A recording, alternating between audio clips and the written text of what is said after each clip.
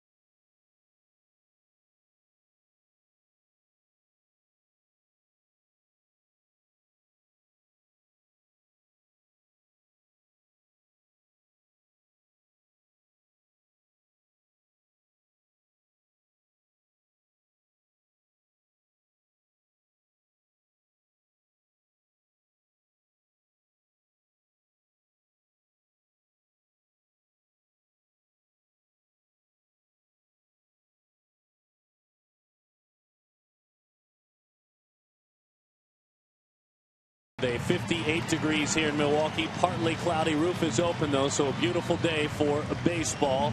It's a nice, cool day to play baseball. Let's take a look at the Chicago Cubs lineup, brought to you by Taco Bell. Sometimes you'd have to live a modest. DeJesus with a grand slam. Speedster Campana, fun to see him play. Castro bats third. Great story in LaHare. It's Soriano, Stewart, Giovanni Soto's got to find his way soon. Darwin Barney and Chris Volstad. The opening pitch is brought to you by Budweiser. Great times are waiting. Grab some buds.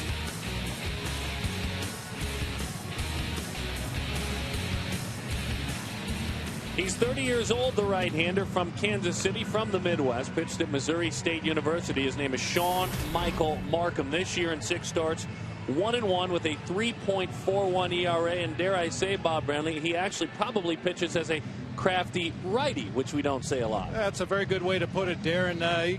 He's a guy that features a 5-pitch mix. He'll move his fastball both ways. He'll sink it, he'll cut it, curveball, slider, and the changeup has been a very key pitch for him against the Cubs in the past. He's 3-0 with an ERA of 2.70 against the Cubs in his career. So he goes to work for the 7th time this year. David DeJesus with a grand slam home run, had a 5 RBI night last night overall. 4 hits in his last 10 at bats.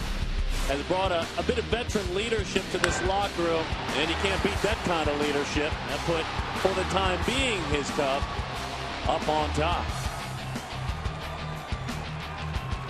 Managers with pinch hitters and big decisions made last night. It was fun. Both managers, Dale Swaim, longtime Brewer player and coach, he's tired. In the other dugout, Ron Renicky, he's tired, but it was fun to talk baseball with both of them. It really was. I mean, they may be a little tired this morning, but you asked the right questions and their eyes lit up and they started talking baseball again. They're energized. They're ready to go today. Let's play baseball here in Milwaukee, and there's strike one over the outside corner. DeJesus, 1 of 19 in his career against Markham. Remember, a longtime Kansas City Royal. And with Markham, his time with Toronto, they've met plenty.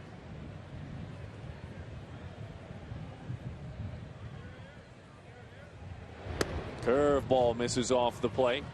Of course, Darren, being a former catcher, I'm going to advise our fans to keep a close eye on Jonathan Lucroy behind the plate today. We talked to Ron Renicky about him this morning, and Ron thinks not only is he going to be a great defensive catcher behind the plate, but he's going to be a great hitter for a long time. Milwaukee locked him up long term heading into this season. That one's drilled into the left center field gap. Ryan Braun on the move, still going. He won't get there. It is down. DeJesus hustling on around in there with the double. So the Cubs right away with a runner in scoring position against Markham. The defense moving. Here is the defensive alignment for the Brewers, and it's brought to you by Scott's. Braun early in his career moved from third to left. Aramis Ramirez, the current third baseman. Travis Ishikawa, known for his defense on the other end. You just heard a lot about Lucroy from Bob Brenly. Tony Campana. Cubs fans like this young man. 25 years old, Midwesterner, born in Ohio, went to the University of Cincinnati. Scrappy, gritty, gutty, whatever adjective you want to throw in there. He'll probably try to bunt for a base hit. Shows bunt anyway.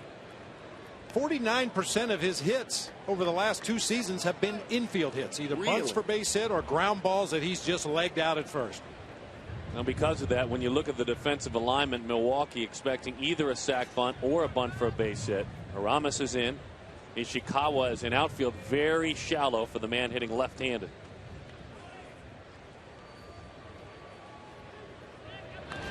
Pushes that one in a hole. Save it. Everybody's safe. That's what they love about him. They were, the funny thing about it, looking for that. Well, he is that fast. If he gets that ball down on the left side of the infield and deadens it any bit at all, it's going to be almost impossible to make a play. Ramirez is late making his break toward the plate. And there you see, almost ran right out of our picture there. Tony Campana streaking down that first baseline, and obviously now a threat to steal second.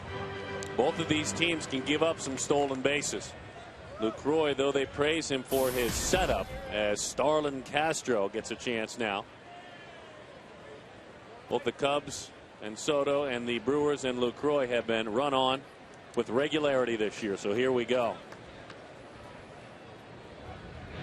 It's interesting, too. Castro, a bit of a free swinger. Successfully, though, very successfully, but challenging with a guy who's a base stealer. No question about it, Darren. And I think as his career moves forward, Starlin Castro will be a little bit more patient in situations just like this. Give Tony Campana an opportunity to steal second. Put 2 runners in scoring position. Because Castro is a great 2-strike hitter. Thought about going, takes a strike, so he took one. It's all part of the evolution. We forget this is a young man. 207 hits last year. You think he's a grizzled veteran, but he still has a lot to learn about the game, but all the tools are there.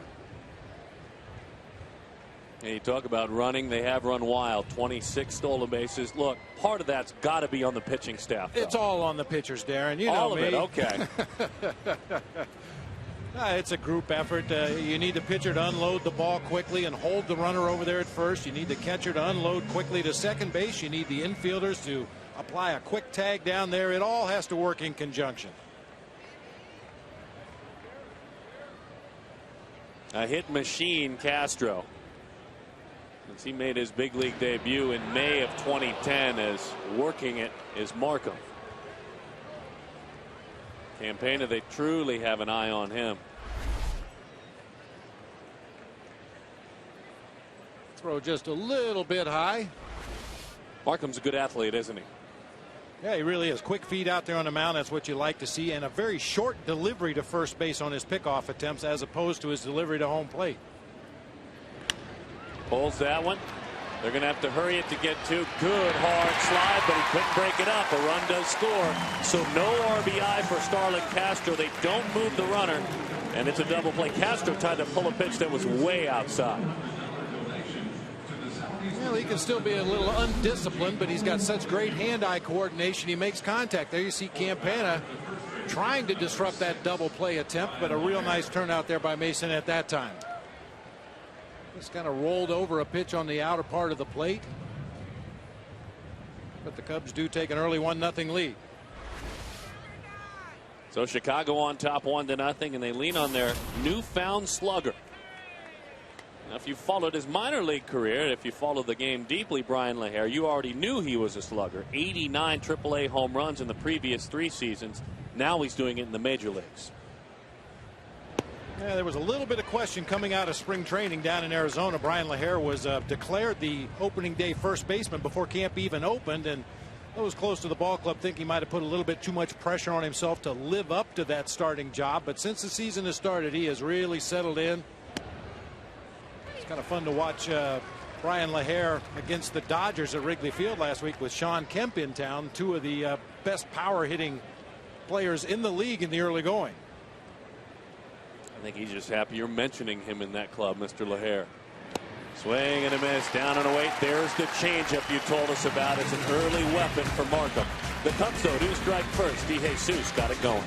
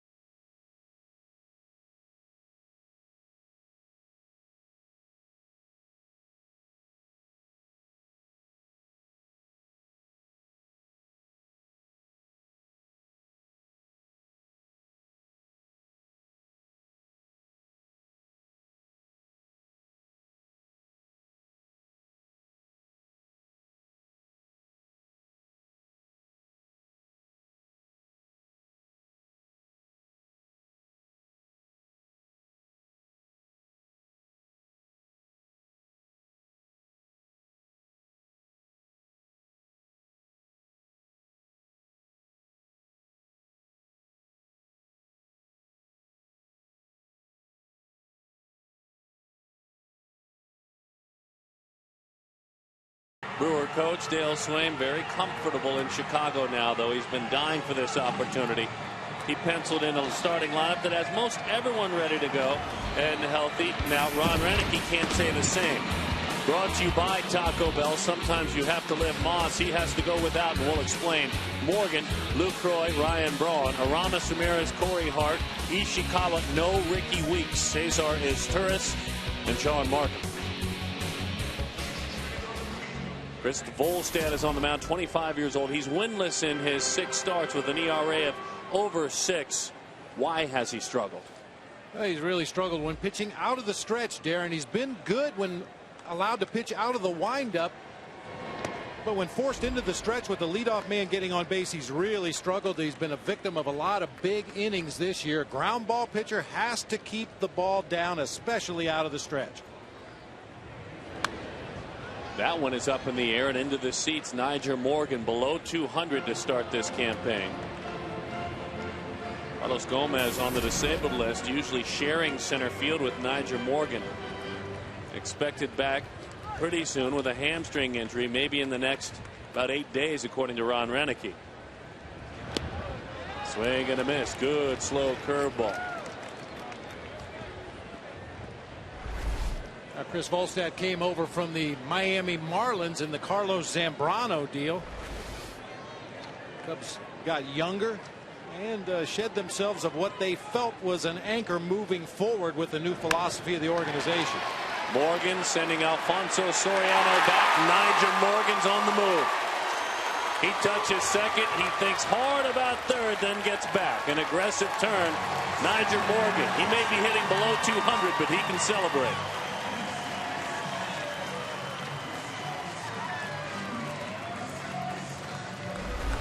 After hitting over 300 last year for the Brewers, Nyjer Morgan, as you mentioned, Darren, off to a horrible start this season. They're anxiously awaiting the return of Gomez to the lineup, maybe take some of the pressure off Nyjer Morgan. Very aggressive turn at second base, possibly trying to take advantage of Alfonso Soriano, who in the past has been a considerably subpar defender out there in left field. Not so much the case this year, though. He's a different animal out there in left field. Well, that's encouraging. I mean, for a guy who's getting older, 36 years old, here's the hottest clutch hitter on the Brewers roster. He was pinch hit last night, called upon a catcher. Pinch hitting. Rarely does a manager go with his second catcher. He's the starter, but Kataris got the start for Milwaukee, and he delivered. I mentioned Ron Renick. He said that he believes Jonathan Lucroy is going to be a legitimate hitter throughout his career. Had stretches of the season last year when he would get hot and cold, but he feels that Jonathan Lucroy is going to be hot most of the year this year. He is 9 of 18 on the season with runners in scoring position, including emptying the bases last night with a double. That's how hot he is. But not necessarily a guy you'd think about driving it out of the ballpark. A doubles hitter, gap hitter.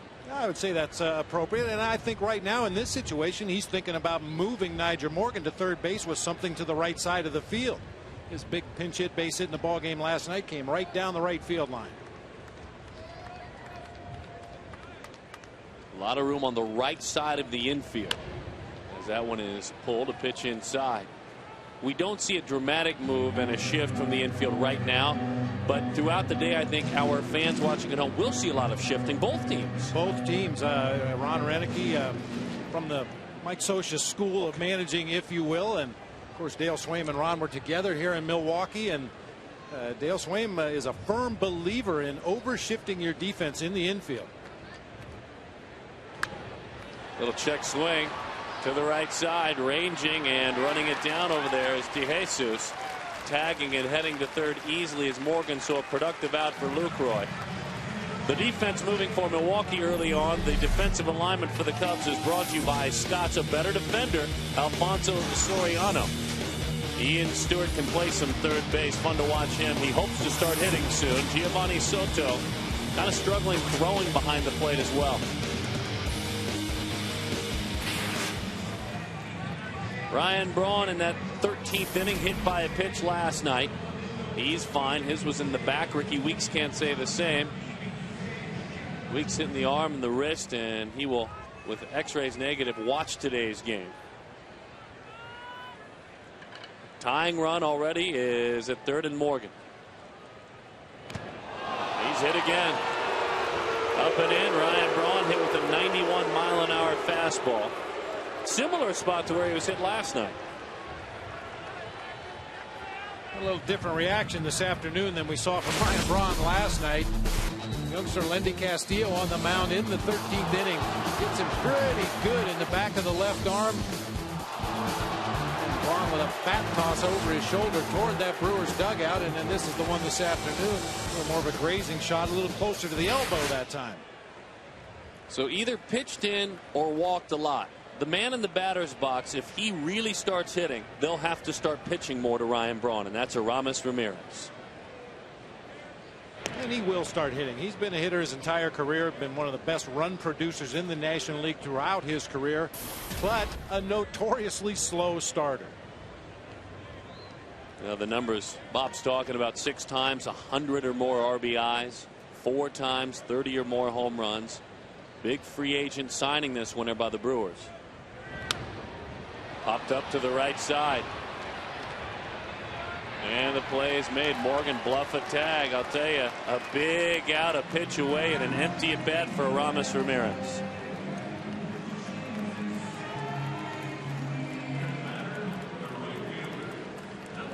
And a nice response for a man who has struggled with runners on base so far. A big out. Volstad, that's got to boost the confidence. Well, you certainly would hope so if you're a Cubs fan, because Chris Volstad is looking for anything to build on at this point.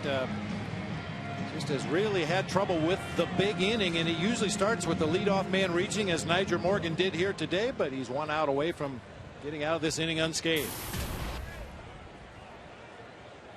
Big shift for Corey Hart. Look at that. That's incredible. Won the ball game last night with a little 13 hopper through a shift, which he this morning told both of us over coffee, Bob and I, that, you know what, I was actually trying to do it. Yeah. I mean, Dale Swaim's theory is if a guy hits 9 out of 10 ground balls to the left side of the field, why wouldn't you stack your defenders where he's likely to hit the ball? They've got a run down. There was a bluff. Runners on first and third. Braun will just stand, and now Morgan. Here's the run scoring. Wow. Ryan Braun got picked off. Whether he did it on purpose, I'm not sure. But in the end, for Milwaukee, it worked, and the Cubs could not execute. Wow.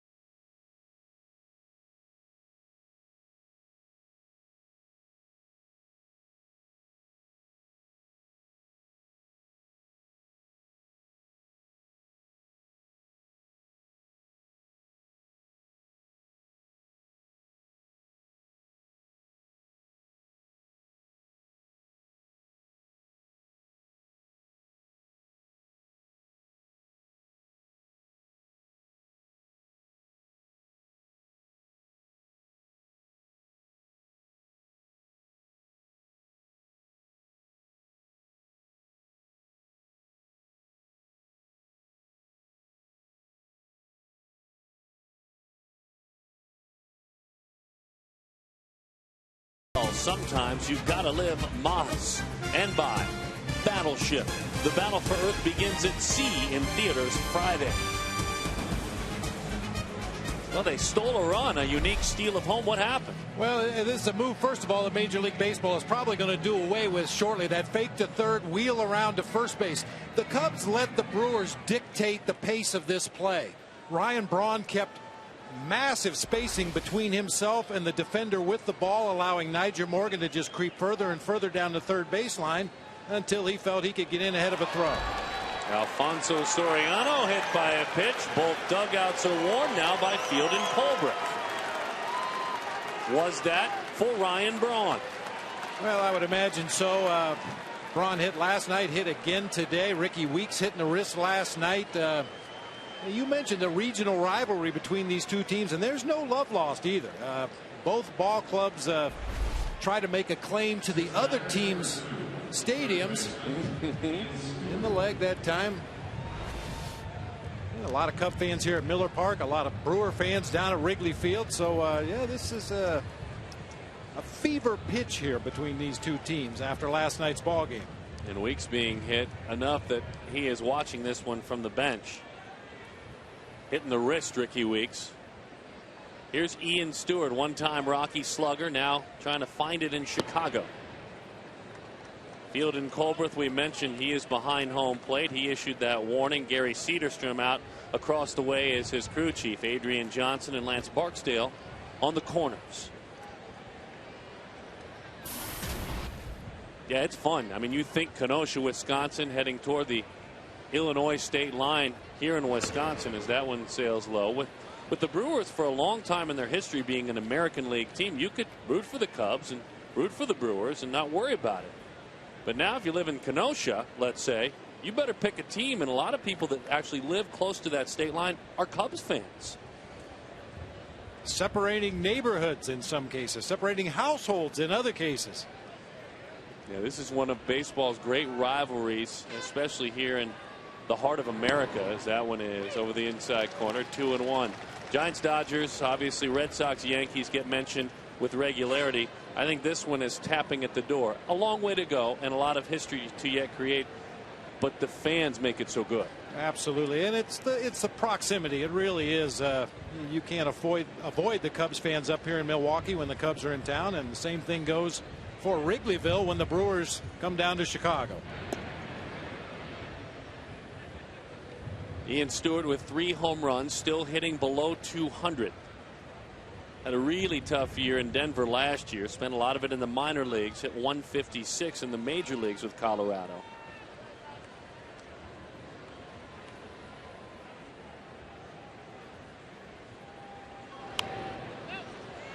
Now, Darren, you've heard the term hitting a hard 189. That's the case for Ian Stewart. Hasn't had the results that he would like, but Dale Swaim's been happy with his at-bats, happy with his approach at the plate. He's lined out a lot, hit a lot of hard ground balls, and early in the season at Wrigley with that wind howling off of Lake Michigan straight in from right field, Ian Stewart lost a few home runs.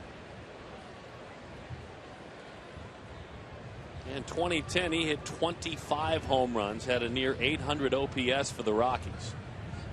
He can play some third. That's the key. Chopper right side, grabbed fair, and everybody's safe on the other end with the tag. Let's go to Greg Amziger for a DirecTV game break. Darren, thanks. David Wright at the plate in Miami against Ricky Nolasco, and he comes through base hit. Now, Nolasco having a hard time finding his command. 3 walks already. David Wright's hitting .393. 1-0 Mets. If you call yourself a sports fan, you got to get DirecTV. Call 1-800-DirecTV. Darren, Bob, back to you in Milwaukee. Thank you, Greg. Interesting ballpark in South Florida. They've done a fine job. And you know what? More than anything, there are fannies in the seats every game.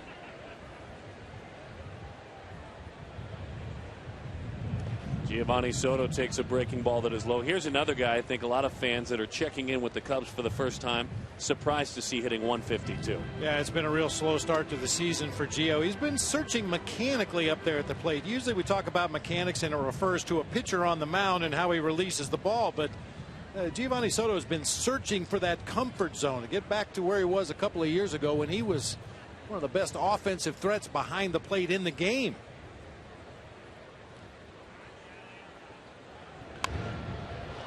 A mile high. Will there be room for Aramis Ramirez? He heads over, reaches in, and makes the play for the out. All right, so Mr. Brindley, walk us through our 4 keys to this contest, please.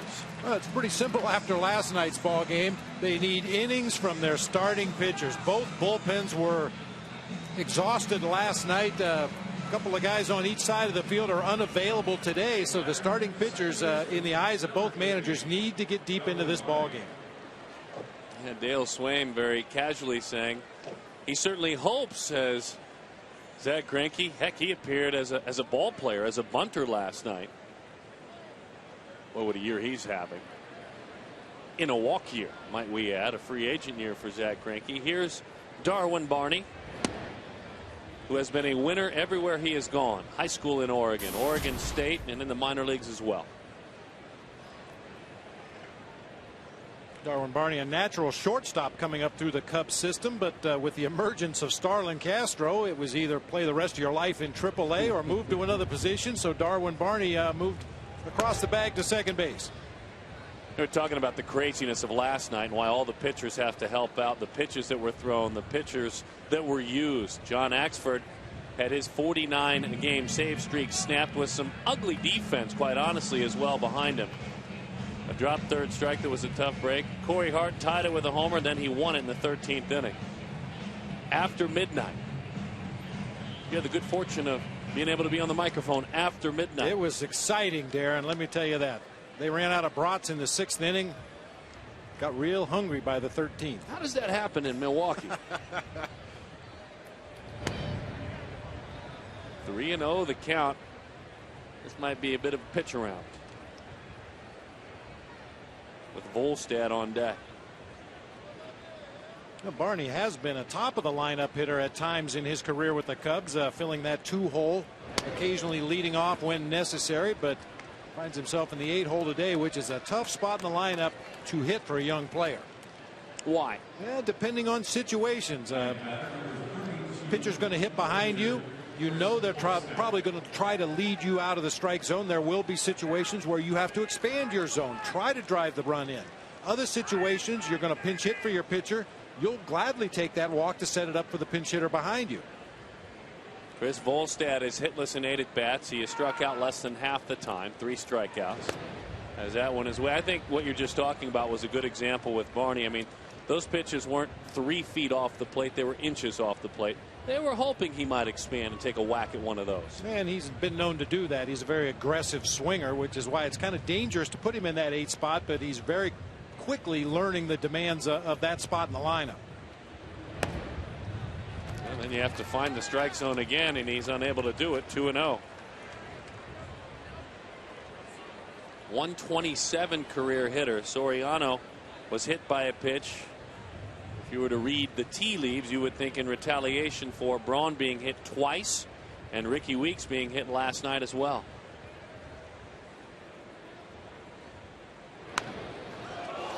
Look out in the seats over there. Everyone, I hope, is all right. 2-1 the count. Looks like they are.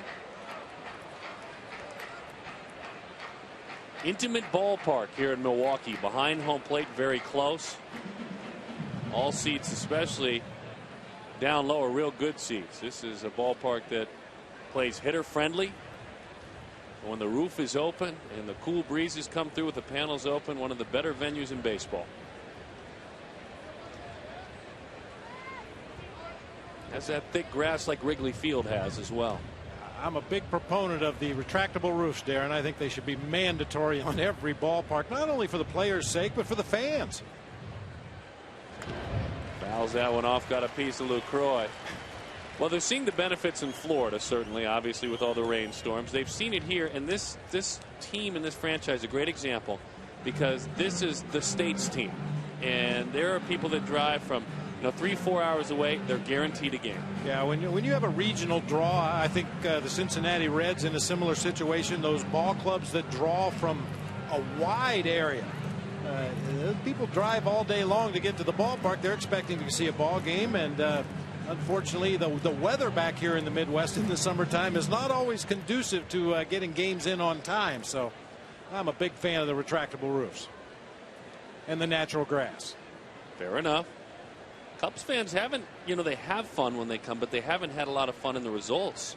Brewers have been winning a lot in this rivalry at Miller Park. Yeah, it's really turned around. They used to call it Wrigley Field North up here at Miller Park, but I think the rosters that the Brewers have had over the last couple of years have changed that a little bit. Hanging around, we'll do it again. 2-2 the count on Volstad.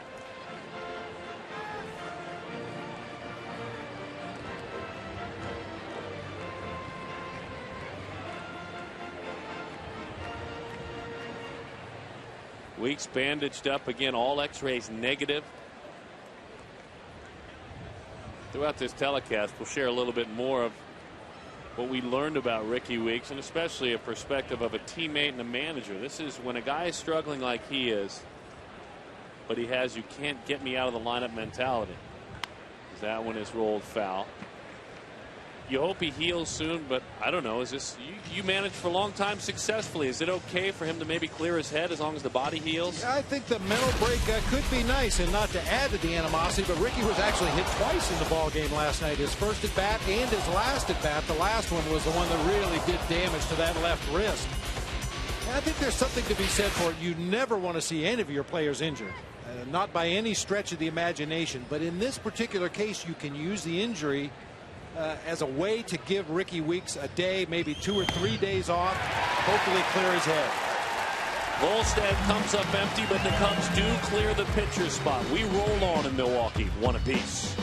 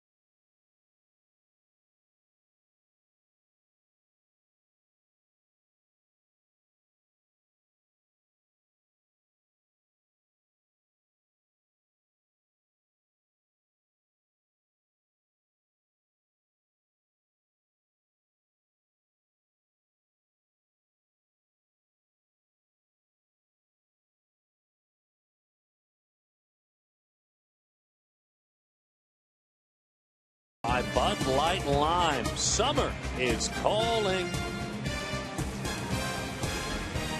I love summertime here in cities like Chicago and Milwaukee. These two teams with Corey Hart ready to lead things off, going to work. Fans get more and more creative every year, don't they? All kinds of fun. Well, Fox certainly proud to be your home for NASCAR as well. Tonight, NASCAR on Fox heads to Darlington and goes under the lights to take on the track too tough to tame as points leaders Greg Biffle lead the world's best drivers in a chase for the checkered flag. As Corey Hart rolls that one to the right side. Pitch in with the tag. And he got him in time for the out. By the way, that race tonight, Darlington Raceway at 6:30 Eastern, 3:30 Pacific, NASCAR on Fox. One away. Nothing wrong with that pitch in if you can get a commitment. Good hard sinker off the plate inside. Got the check swing, the little tapper to the first base side. Those are the easy outs that sinker ball pitchers look for. Very hard trying to check. It's a little tapper, and Volstad took care of it himself. I've always thought tall guys, as Ishikawa takes a pitch that misses, like Hart, former Brewer Richie Sexton, a good example. Tough to stay in line when you're that big and lanky. A lot of moving parts for a hitter. But boy, when you get all those moving parts synchronized perfectly at the point of contact, they can hit the ball a long way. And he's got Hart power all over the ballpark. Make a mistake, he'll hit it right. The pitch he hit out last night, that fastball in the 90s, up. That one is chopped foul. Guys aren't supposed to go up and pull pitches, let her high, and knock them out with ease. That came in the 9th inning to tie the ball game. If only Travis Ishikawa can hit, he'll get a chance to play a lot at first base. Swing and a miss, 2-2. I'm just thinking about those home runs hit late in the ball game last night. Cameron Lowe was brought into the ball game with the idea of getting a ground ball. David DeJesus took him deep to right field. Corey Hart facing Rafael Dolis, the fine young reliever for the Cubs, who is a lead pipe sinker ball pitcher. Left one up, and Corey Hart hit that one out of the ballpark. Two guys that normally don't give up a lot of fly ball outs, let alone home runs. Key moments in the ball game. High leverage situations too for those guys to come through and the pitchers to give it up. Ishikawa slaps that one. That's what Ron Renicky wants because he loves his defense. If he does this, there's your first baseman. And he doesn't have to share the job. Ishikawa beautiful on a breaking ball away. Finishing the thought on Corey Hart. These are pitches to me, anyway you tell me, tough to hit out. Well, as I said, Rafael Dolis, normally a heavy sinker ball pitcher, got that one up above the belt to Corey Hart in a line drive home run into those bleachers in left field. And this was the game winner. He told us this morning that he intentionally went to the plate with the idea of hitting the ball to the right side. We've talked a lot about the Dale Swain shift for the Cubs. Corey Hart, one of those guys that normally grounds into that left side shift, but made a concerted effort to go up there in that last at bat with the bases loaded, stay inside the ball, and just fisted it back up the middle of the field and actually beat the shift.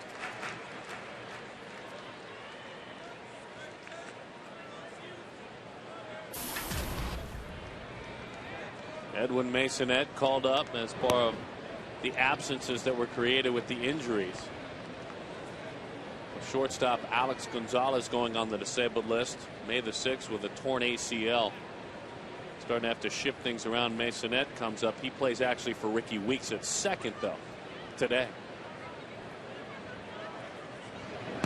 There was about a 4-day span where it was a Brewer a day that headed to the disabled list.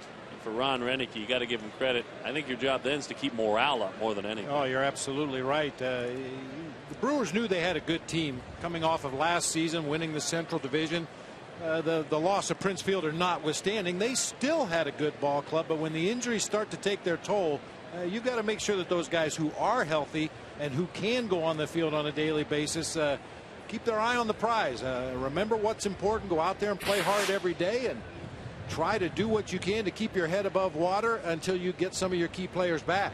Narveson shouldered Gamble, first baseman, ACL. Breaking ball is away. Gomez, he's the one that is coming back.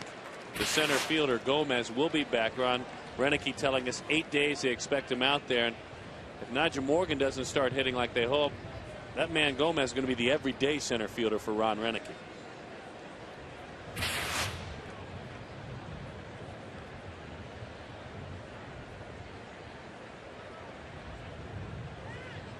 That was a big lead out there for Ishikawa. Well, and not taking anything away from Cesar Asturias, who is a very serviceable defender at shortstop and has been throughout his career, but trying to replace Alex Gonzalez defensively at shortstop is not an easy thing to do. A very underrated player, one of the best defenders at his position, and has been for a long time. They're going to miss him.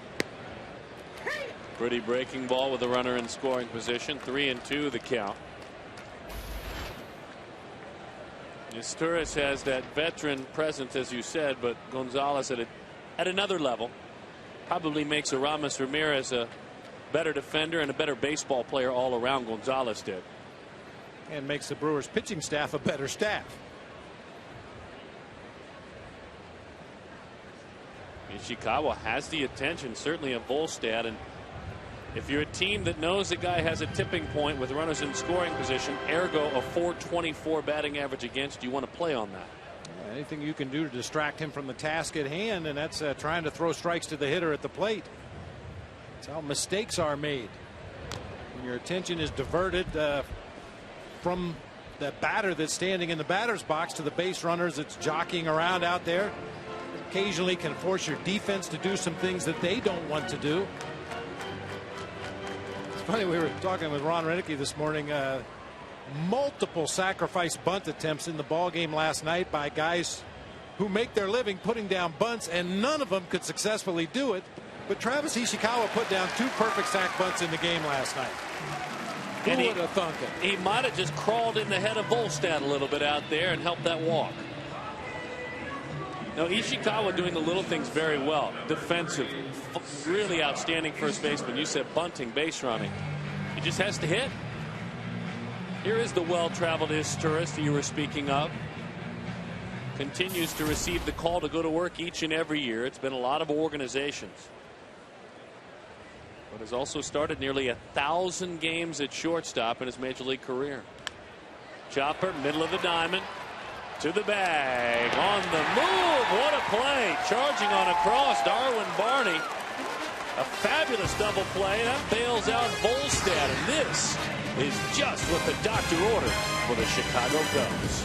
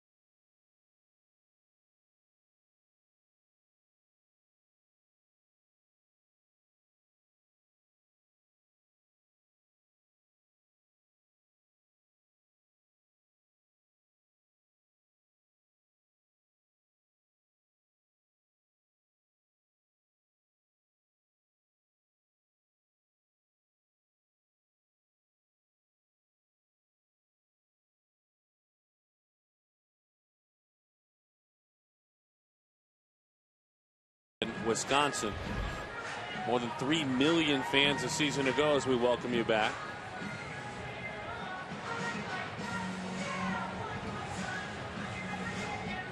World-class tailgating here at Miller Park. The best? Oh, I'm telling you. Busloads of people are here early in the morning for a day game, early in the afternoon for a night game. Barbecue grills going all over the place. 3 million fans or more, 3 of the last 4 years. De Jesus into the sea of fans, and it is a foul ball. David doubled and scored back in the first inning. He might have needed that for his psyche. He was 1 for 19 career against Markham coming in. Aramis Ramirez looks for the bunt at third. He's 2 steps onto the grass.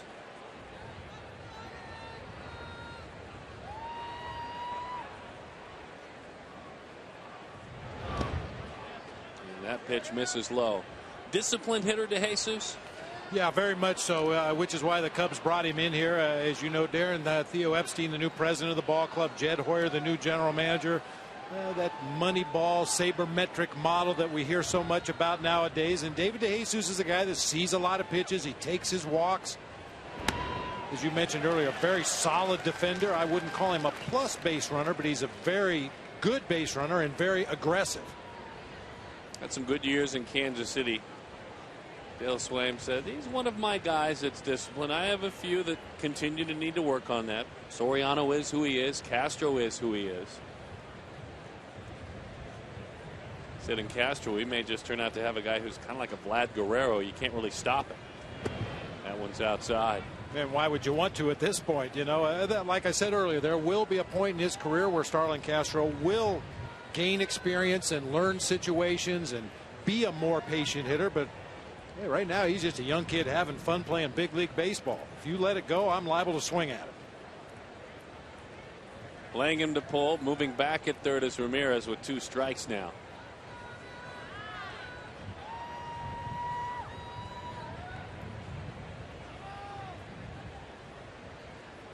Starlin talking baseball on the bench right now. A long way, foul ball though, heading toward the upper deck here. It lands in a sea of fans. The ties that bind with Swaim and his longtime Brewer as a player and as a coach. Pat Listash, one-time Brewer Rookie of the Year, he's on his staff.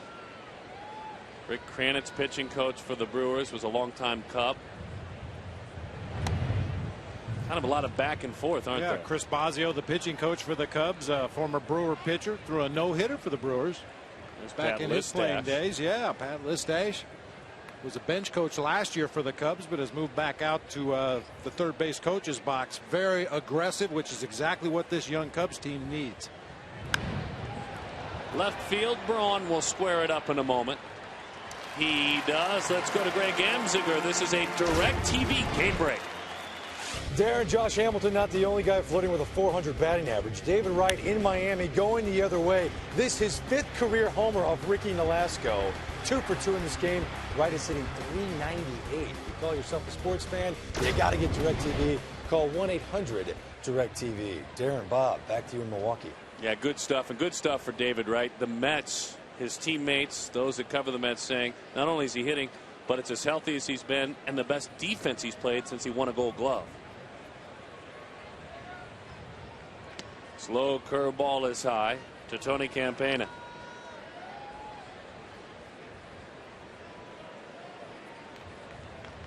One out, 1-1 our score. Good fastball. I tell you, there's so much soft stuff. He makes 89 on the black look like 95. Yeah, a lot of pitchers use their fastball to set up their off-speed pitches. I think Markham does it a little backwards sometimes. He uses the slow breaking pitches, the slow straight change up. Makes that fastball look a little bit quicker when he decides to pop it in there on the inside part of the plate.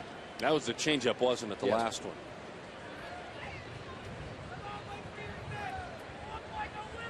.66 stolen bases, 1 season in the minors. A little chopper, boy, you better hurry everything you do with him. And he knows just what to do. Does Markham.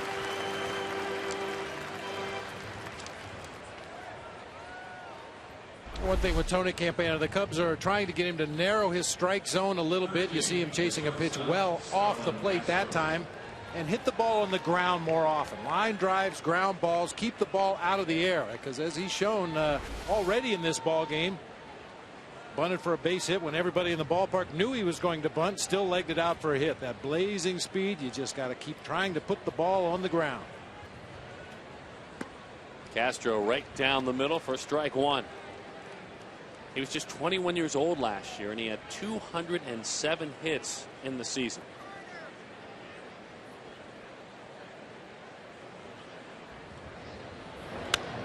To the right side, coming on in is Hart with the slide. He makes the grab. Big fella Corey Hart. We said all those moving parts coming together as a hitter. Well, they work as a defender as well. 1-1.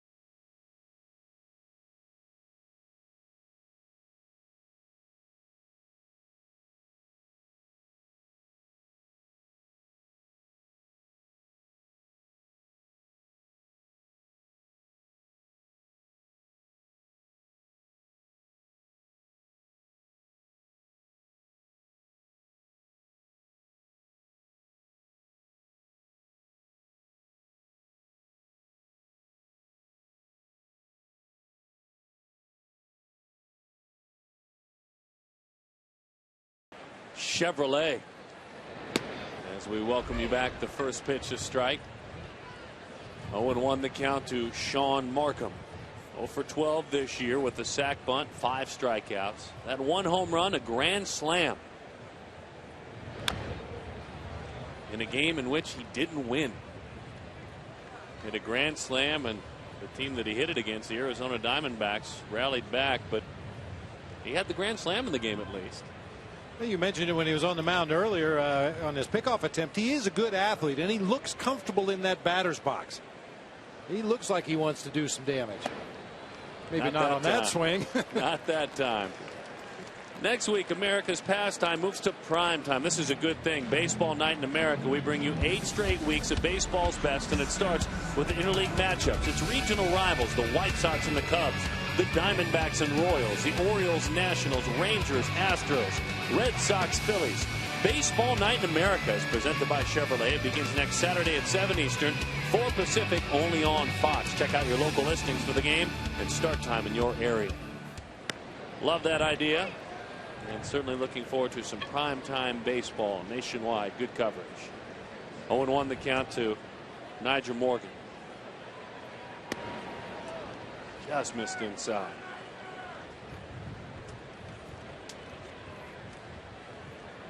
Doubled and scored in the first inning. He ended up stealing home. There was a pickoff. Ryan Braun gotten enough of a run down. The Cubs misplayed it, quite honestly.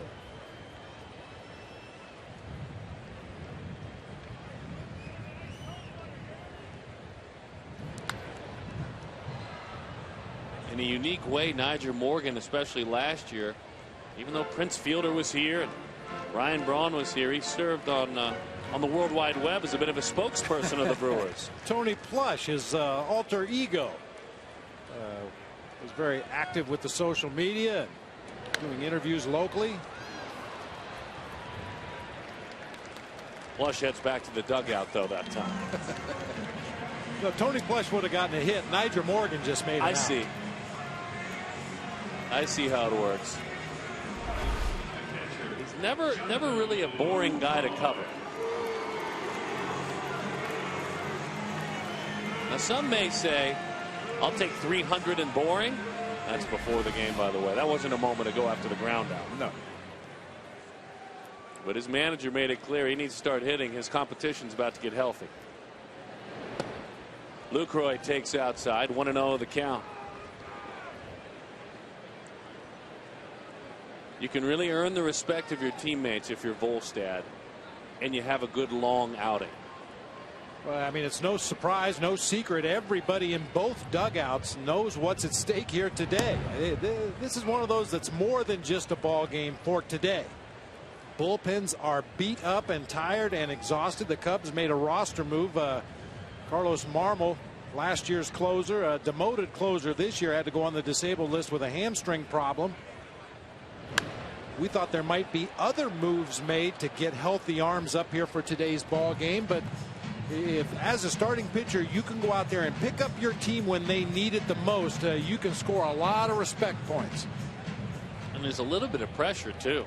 I mean, the bullpen needs the rest and the starters are doing the job. I mean, really effectively doing the job.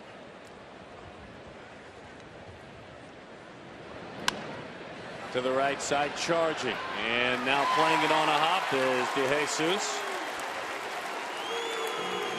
Luke, they holler out here with the base hit from Lucroy. That's a 9-game hitting streak, tying his career high.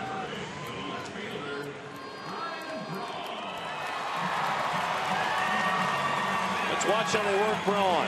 There now is a runner on base for Volstad. Let's see how he handles the next 2 hitters. Very key moment in this game. He's been in the stretch a couple times already in the ball game, and with the exception of the botched pickoff rundown play in the first inning, he's been able to pitch around those runners on base. That's the issue that he's had in the early part of this season. It's not nearly as effective, not nearly as good with his command out of the stretch. Braun very slow out of the gates. Has heated up of late. And that's the Ryan Braun that everybody expects. Many theorizing of what he and the organization went through with the appeal process, the possible suspension may have drained on him to open the year, but he seems to be Ryan Braun again.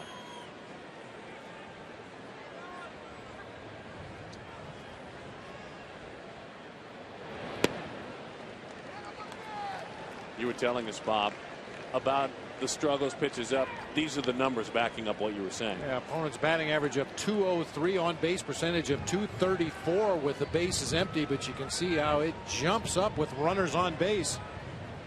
Well, Dale Swayman told us this morning it's just the inability to consistently get the ball down when pitching out of the stretch, and that's not good for a sinker ball pitcher.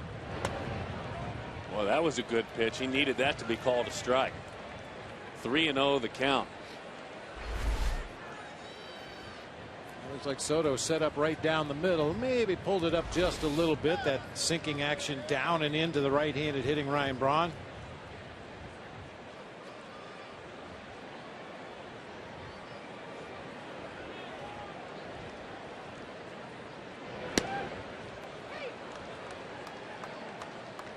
The MVPs here have numbers up in the girders. Braun, he hopes someday he's got a long-term contract. Raleigh Fingers, Robin Yount, the two MVPs, and then you can add to that group Ryan Braun from last year.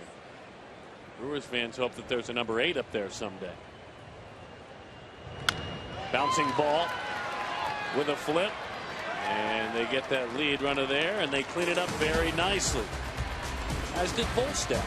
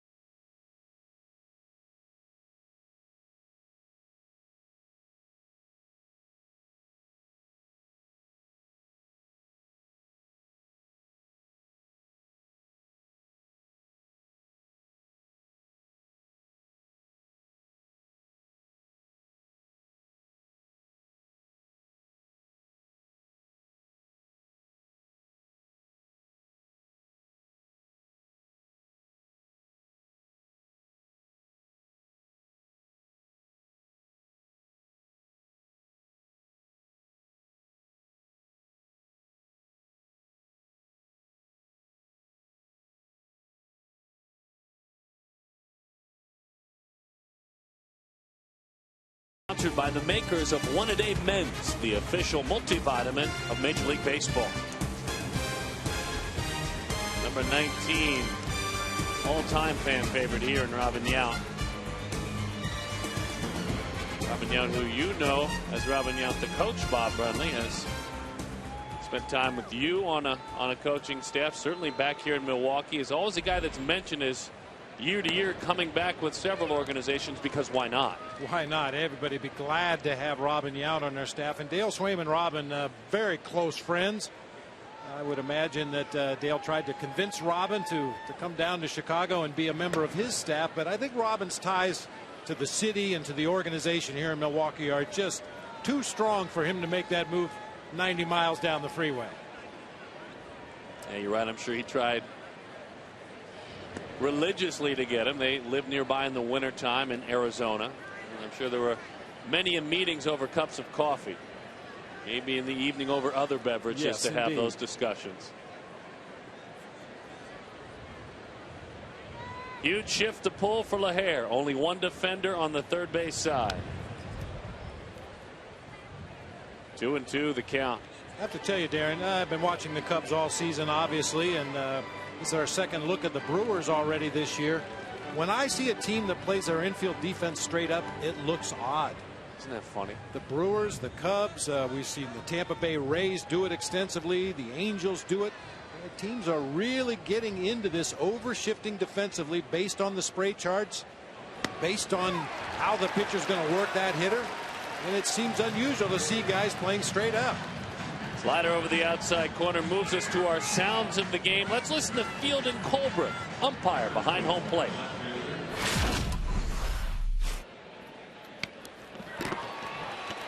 That's a warning. That's a warning. No more. That's all right. No more. I like that. That's all right. No more. I know what you were doing. I know why you were doing it. Just no more. It was funny because I'm sure what he thought what was going on was an excuse from Markham. Wait a minute. I don't want to hear it. It just slipped.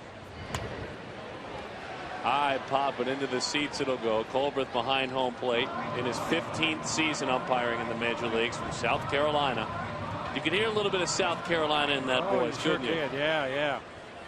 He's very highly respected by the players because of the energy he brings to the job.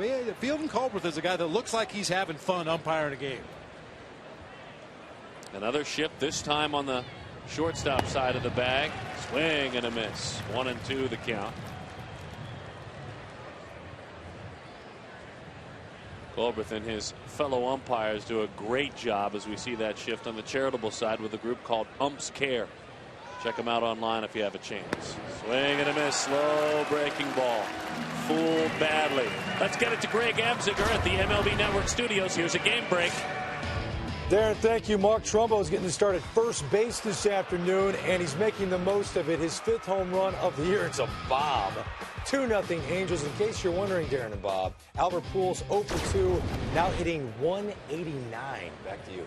Stunning. Dale Swaim was saying this morning he's seen hitters take a stumble, even great hitters. None of us, I think, thought, including Dale, it would be what's going on with Albert. Albert Pujols, in my time watching him in the National League, he had a swing that was as near slump proof as you can possibly imagine. He rarely got fooled by off-speed pitches, quick enough to turn on anybody's fastball. He could take an inside pitch and keep it fair down the third base line. He could take an inside pitch and shoot it down the right field line. I never thought we would see Albert Pujols struggle the way he has in the early going this season, but a lot of baseball left to play. I don't think anybody's quite ready to write Albert off yet.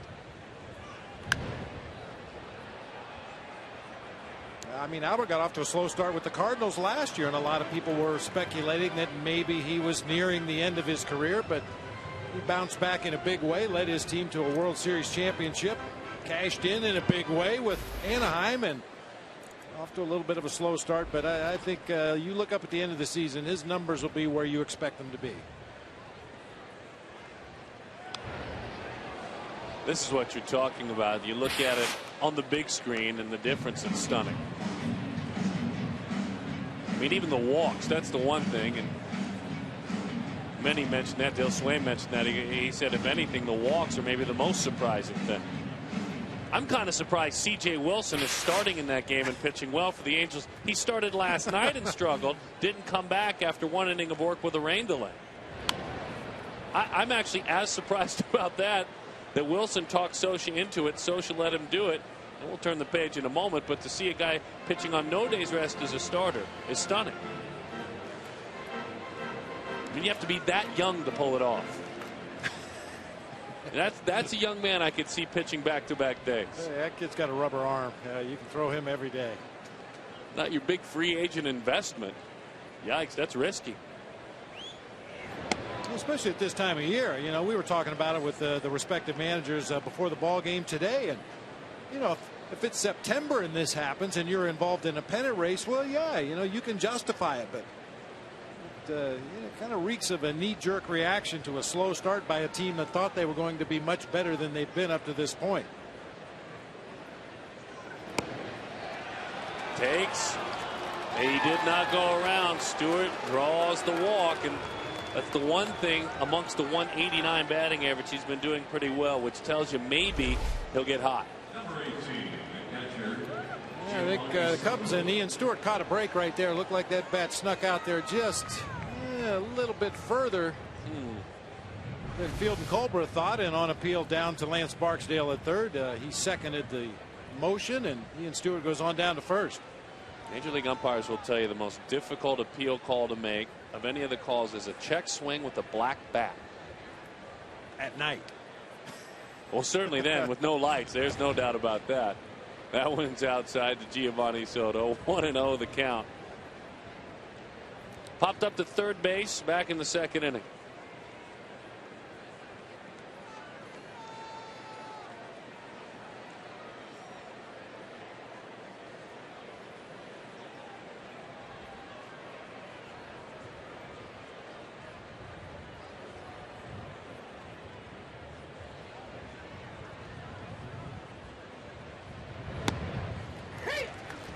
Giovanni Soto tweaking his mechanics, if you will, in the batter's box. You'll see a shot of him from one of his successful seasons, or rather this is this year. Very upright early in the season.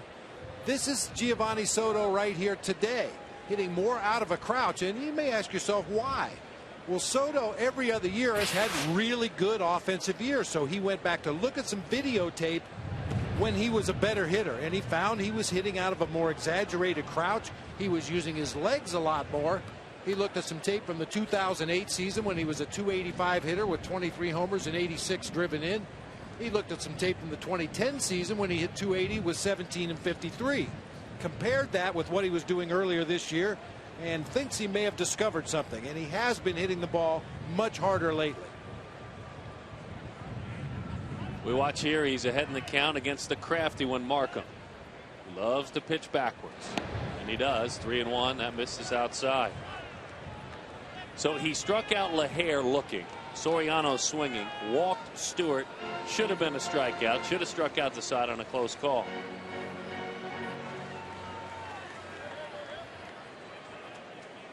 DeJesus doubled, scored on an eventual double play in the first. That's the Cubs run, as we're tied here at 1 apiece. On the black. A 3-1 slider.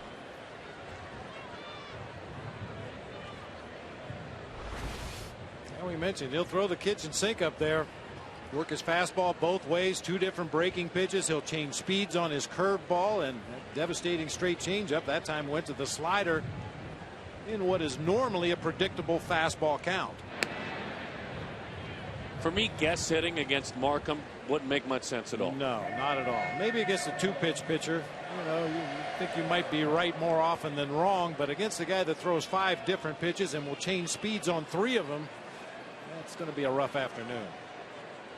Talk about scrambling your brain. A 3-1 slider.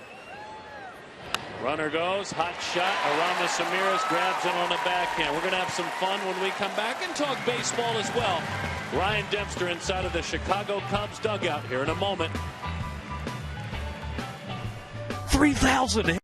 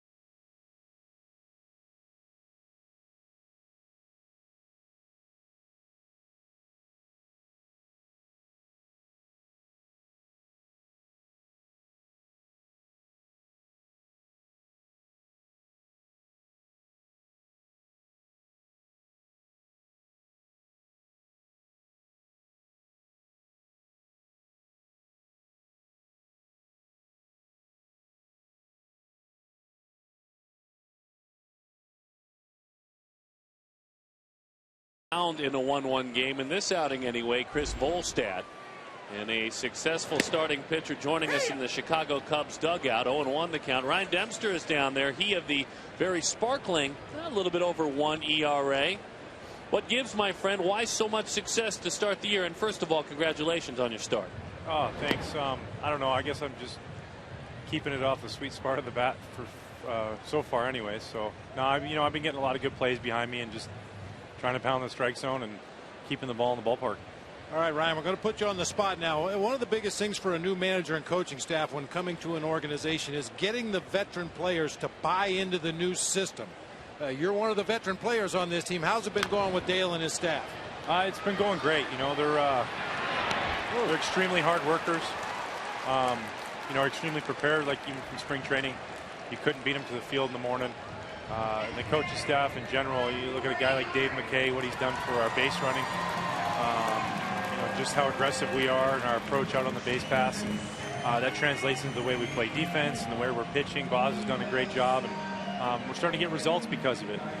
Playing a lot better baseball, and because of that, when you see the results quicker than later, you buy into it a lot faster, and things are going well.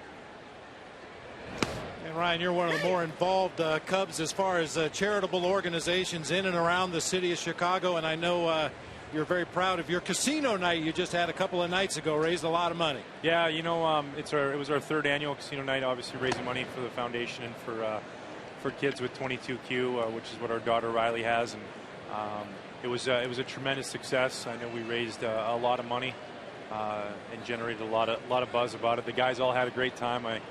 At the end of the night, we were having to kick Theo Epstein off the table, stop dealing, so we could shut the place down. So that was kind of the vibe of the night. Everybody was having a lot of fun, and all the money went to a great cause. We auctioned off a Babe Ruth, Lou Gehrig autographed baseball, and a trip to the World Series on a private jet. A lot of fun things, and all around just a tremendous successful night. 1-2 the count on Hart as that one sails in. There's been a lot of fun pressure you guys are putting on one another, meaning, Ryan, starting pitching is becoming contagious. That's got to be fun. Yeah, absolutely. I think, that's kind of probably more fun than competing against the other team sometimes, is competing against each other to push each other to do really well. And the guys have been all throwing the ball really well in the rotation and challenging each other to do the best we can. And you're seeing a lot of good results. And we just want to keep it going as being consistent as we possibly can, because as a team, you go with your starting pitching. If you're pitching well out of the starting rotation, you take the pressure off the bullpen, you take the pressure off the lineup to have to go out there and score a bunch of runs, and hopefully we can keep doing that. Out to third, Ian Stewart. I'm telling you, you're probably enjoying the work of Mr. Stewart behind you at third base, aren't you? Wow, man, what an impressive job he does over there at third base. He, obviously got a great glove, great arm, but just the way he moves around the infield, we'll sit there and talk in between hitters. Hey, where do you want me to play on this guy? And he just really takes a lot of pride in it. For whatever happens at the plate, good or bad, he shuts it down there and he goes out and brings it on defense, and has already made some highlight reel plays this year, and there's going to be a lot more of those to come. Yeah, Ryan, you're known as a guy that likes to have a good time, but yet at the same time, kind of keep your teammates in line. Who keeps Ryan Dempster in line in that Cubs dugout? That'd probably be Dale Swain. He does a good job of that. I missed the anthem one time this year. He has a rule you don't miss the anthem, and I flubbed up and missed the anthem, and he made sure I paid for the clubhouse dues for one of the coaches on the road, so I won't be doing that anymore. Ryan, best of luck. It's been fun to watch you work so far this year. Yeah, thanks a lot, guys. Cubs starting pitcher Ryan Dempster. He had the 1 ERA. 1-1 is our score.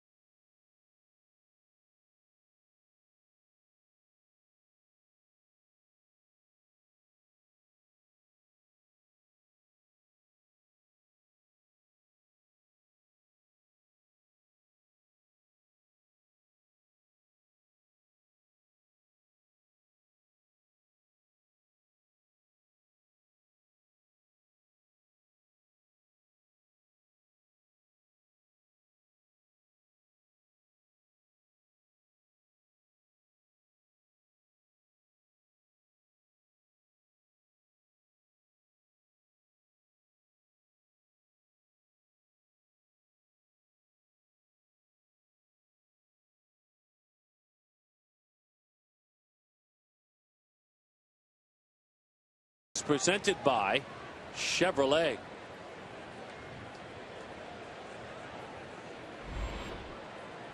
Darwin Barney to lead it off. Fastball right at the knees. Good start me up pitch. And you can see what both pitchers have done. They've both started strong. Well, exactly what their managers and teams needed from them so far, but the 4 innings from each is probably what the managers are looking for. And that's just the beginning. I would imagine if pressed, both managers would tell you, well, boys, you're halfway home. If that. Dale Swaim flat out said it to this morning. Renicky didn't say as much.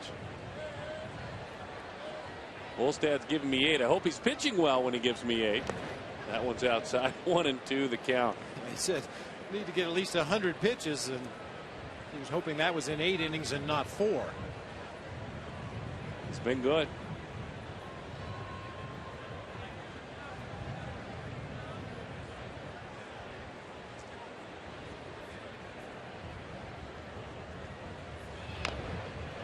A little roller.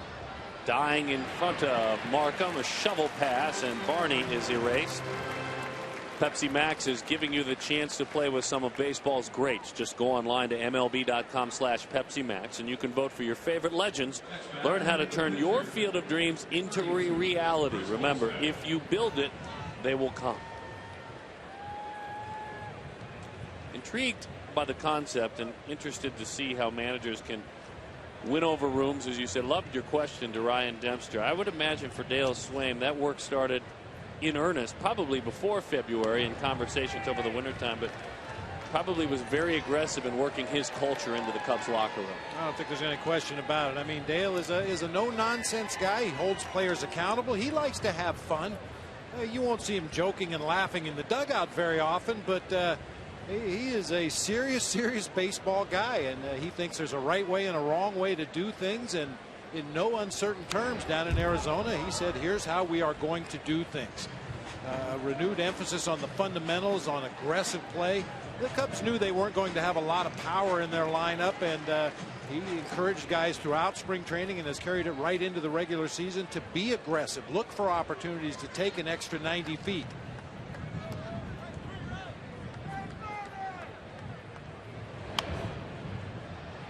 Into the seats that one goes. Well, had a brief time, Swaim did, as a manager here in Milwaukee during the championship season of 08 when, to the surprise of many, Ned Yost was fired heading down the stretch. That's when he wrapped up as the interim manager. Was the coach at that time. Many surprised over that winter he didn't get more of a chance to be the Brewers manager. Into the seats that one goes. I think even Brewers fans, players will tell you quietly they were surprised. I think especially with the hitting coach for an offense-oriented ball club, you're going to get a lot of support from your hitters if you're up for a manager's job. And I think Dale had that support, and we've seen it here in this series in Milwaukee this weekend. Yesterday, the first game of the series, 1 by 1, the Milwaukee Brewers players made their way over to the third base side of the field to pay their respects to the new Cubs skipper. Dale Swaim hit one of the great home runs in Brewers history. It was on Easter Sunday back in 2007. Look, there's been a great history here for Swaim and the Milwaukee Brewers. It's funny to see him in that Cubs footy, if you will, to use a college term, but did a lot of good things, didn't he, Bob? Well, he really did. I mean, and for Dale Swaim, you look at his career arc. He was a #1 draft pick, a can't-miss major league superstar player. Suffered a horrific leg injury. Played in the major leagues for a long time as a part-time player, as a bench player. So he's seen this game from a lot of different angles. He knows what it feels like to be a superstar that's expected to produce. He knows what it feels like to be a bench player who has to sit there maybe for days at a time and wait his turn to get in there and make something happen. And I think that experience that he had as a player really lends itself well to what he's doing now.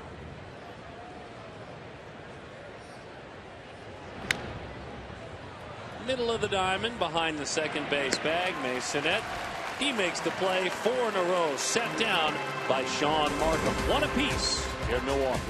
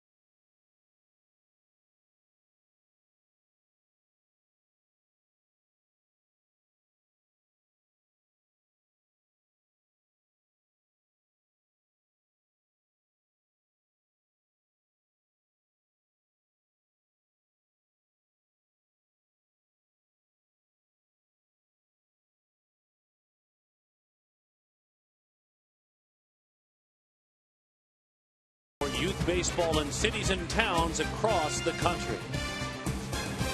Right on the banks of Lake Michigan, the very unique structure. And a wonder like this is, that's the art museum. This here is Miller Park.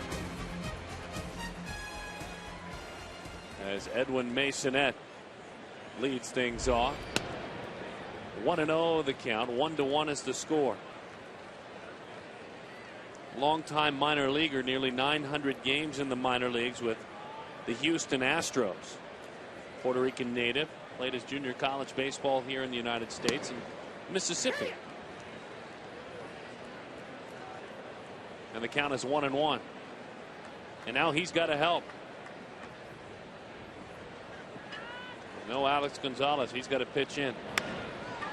That might help. And a tough backhanded effort. No chance. That'll be an infield hit. His second back in the big leagues for Edwin Masonette.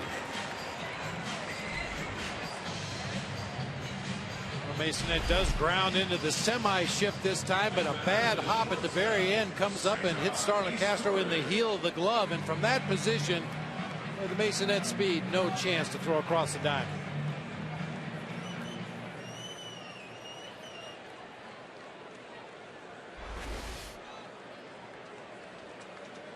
See what Ron Renicky wants to do. You have a situation you maybe could start the runners, a man who handles the bat pretty well. Instead, it's strike one.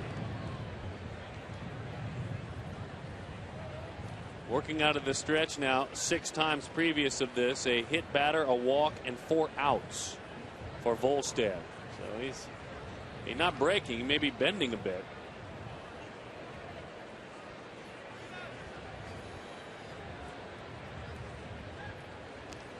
What happens after a night like last night? You got after midnight, guys settle in at about 2 in the morning. By the time they go to sleep, there's probably energy early and then a lull later in the game.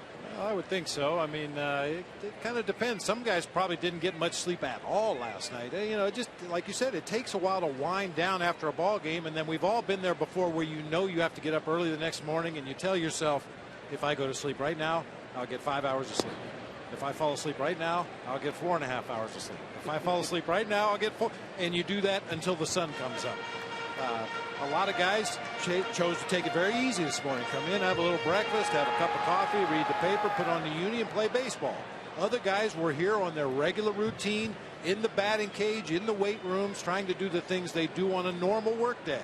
It just depends on the individual, but both managers were very easy on their teams today. Everything was optional.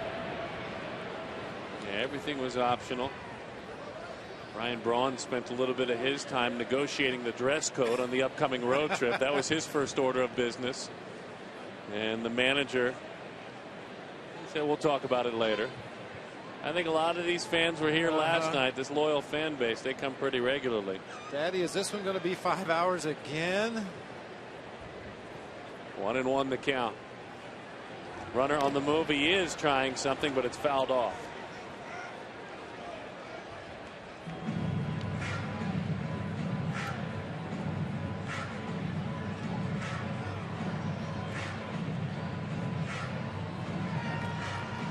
I was just looking at the Brewers' upcoming schedule. They do have a couple of night games on travel days to the place where you get to the next city at 2 or 3 o'clock in the morning. And Ryan Braun was trying to get Ron Renicky to ease the dress code a little bit on the guys on those nighttime travels. I didn't really help him with that. I kind of peeked my head in. Don't bend, Skipper. Bouncing ball. Do they go for the lead runner? They do. Accurate throw, trying to turn it. No chance there as Turris runs very well. But a nice decision by LaHare. Cleared himself, and he got the lead runner. Which is very key as we get to the middle part of a 1-1 ball game. Anytime you can keep that lead runner out of scoring position, give your pitcher a chance to possibly roll up a ground ball to the next hitter. That's a big defensive play by Brian LaHare, a guy who's not really known for his defense at first, but is getting better as the season goes on. So now Sean Markham, that has Ian Stewart creeping in at third, middle of the infield in a few steps as well.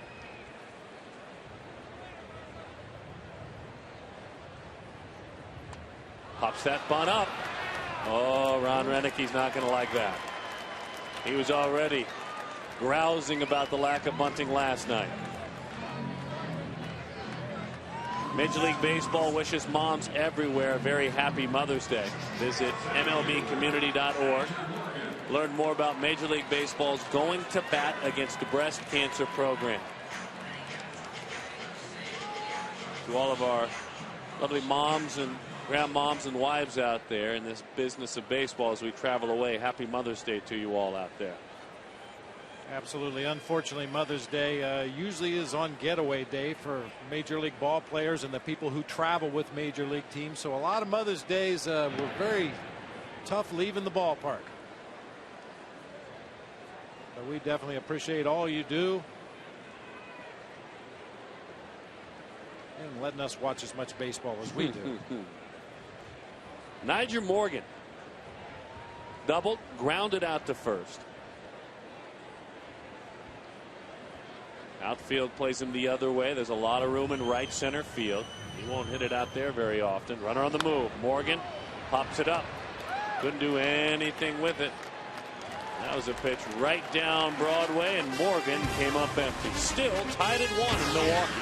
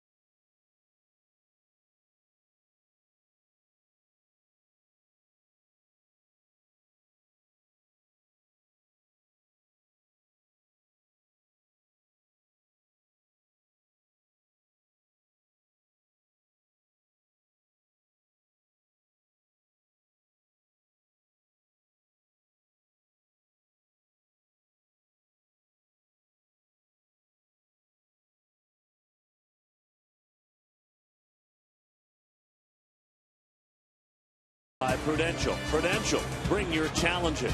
By Pepsi Max. 0 calories, maximum Pepsi taste.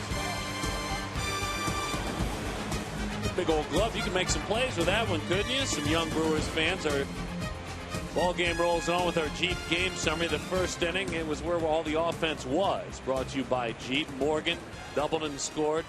Scored on a fielder's choice. That was not a steal of home as we dubbed it earlier, as Braun was erased in the eventual rundown. So scoring on a fielder's choice with runners on first and third. I'm not quite sure that Braun didn't do that on purpose, trying to get something going. You never know. DeJesus doubled, and he scored on a Castro double play. And Bob Brenly, that's been all.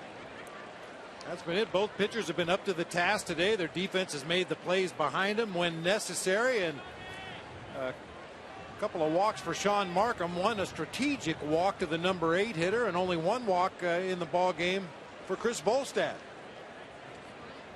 After the Cubs issued a near franchise record 14 walks in the ball game last night to go along with 3 hit batsmen. So Chris Volstad right on top of his game today. 14 walks? 14 walks. Well, that's some exciting stuff. And only 3 of those walks came around to score. So very unusual game last night. So you had a whole bunch of walks and a lack of timely hitting on the other side. Well, that's great. And we ran out of brats. That's the key when you visit this ball yard. That's the part Dale wasn't worried about. He didn't care about our food consumption. And neither did Ron Renicky. You know, it's funny, Renicky talking about the injuries. He's lost Alex Gonzalez for the year. Matt Gamble, who was supposed to replace Prince Fielder for the year, he said, I don't expect anyone to feel sorry for us. I won't feel sorry for my room or let it be an excuse. Starlin Castro takes a strike. He did say, my compassion is just to the individual players, especially Gonzalez, who's getting up in years. Well, and when you see how hard guys work in the off season and what kind of shape they're in when they show up to spring training and what they expect from themselves every year, and then to see those guys go down and not be able to go out on the field and compete the way they were looking forward to, that's a tough, bitter pill to swallow for prideful athletes. And Ron Renicky has sympathy for them individually, but he understands nobody else is going to feel sorry for the Brewers. Castro sent that one back to the track and puts it away. For our Milwaukee Brewers fans, tune in tomorrow on Fox Sports Wisconsin. Craig Kashan and Bill Schroeder will call the final game of this series. Coverage starts at 12:30 Central. Oh, my goodness. Oh, there we go. Now you're talking. Oh, by the way, Darren, I do believe we have the sausage races coming up here pretty soon. Now, you're going to have to pick who you think's going to win. Am I now? Yeah. Well, I stay loyal to one and one and only. I'll let you know in a minute. That one is a pretty start-me-off curveball. 0-1 the count to LaHare. I'm told the game was so long last night they actually rolled out the sausages for a second race. Yeah, we had a second heat. Markham has sat down 12 of the last 13 batters.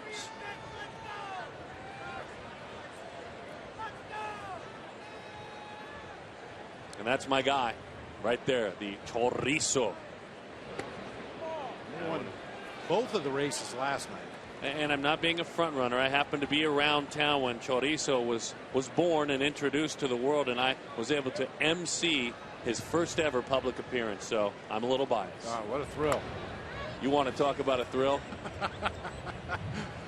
1-2 the count. Well, Chorizo is leading the standings this year.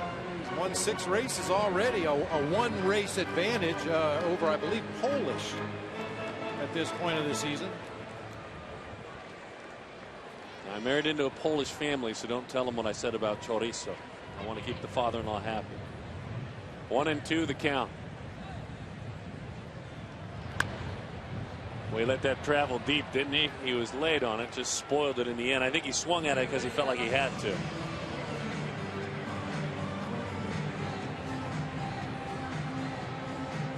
There's the role we were speaking of for Markham. Sean Markham seems to be that guy. Every pitching staff he's on usually has somebody that gets more notoriety, maybe puts up flashier numbers, has a little bit better stuff. But he's the workmanlike guy. He goes out there and eats up innings. He does his job. He keeps his team in the ball game. Sets his lunch pail down and goes to work. Go to work. And managers love those kind of guys. Right over the head of third baseman Aramis Ramirez. So again, the shifters, if you will, are right. That was not a ground ball that way, but a line drive. But more than that, a pretty piece of hitting. Yeah, real nice piece of hitting, and that's a big improvement for Brian LaHare.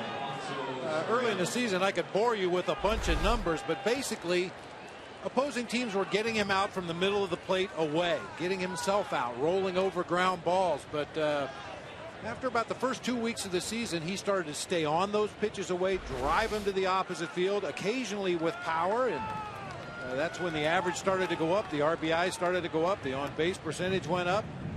More complete hitter when he's going that direction. There are some pretty interesting numbers, though. I know you won't roll them out there. It's funny because I'm sure LaHare saw some of those numbers from the folks with the Cubs organization where numbers really matter now, and that probably helped him make the adjustment. Well, that and the fact he got tired of making outs, pulling pitches that were away from him.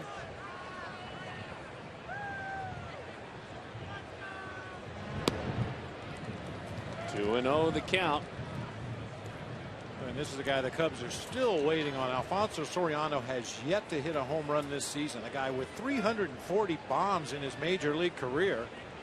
Has always been a go-to power guy every team he's ever played for, but has yet to hit one over the wall.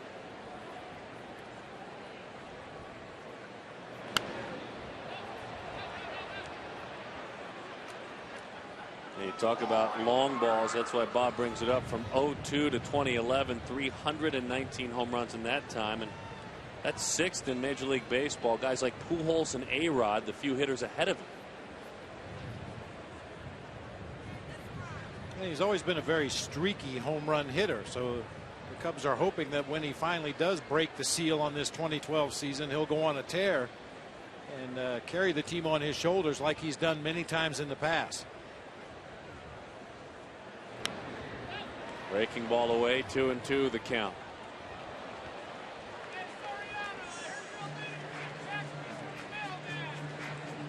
He was traded for Alex Rodriguez away from the Yankees in 04. Then from Texas to Washington in a 4-player deal. Had a 40-40 year in Washington. That led him into his long-term commitment with the Cubs. Played in Japan for a season. That led him to sign as a free agent with the Yankees.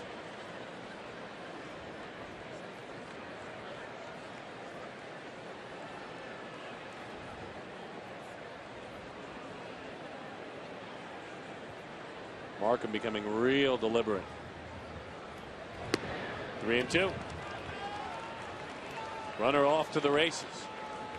Pretty predictable what you would expect Markham to do against Alfonso Soriano in this situation. Soriano has always been susceptible to the breaking ball that starts near the outside corner and sweeps out of the strike zone, or the four-seam fastball up high in the zone. Very good mistake hitter, but those two pitches have been kryptonite to Alfonso Soriano throughout his career. And if that's the case, that means that on 3-2 he's committed to throwing a ball out of the zone. And he expects to get a swing, because he threw that fastball away almost as a show me pitch, didn't he? Well, that's what I'm thinking. Yeah, you throw a fastball in the same spot you're going to start your slider on the next pitch.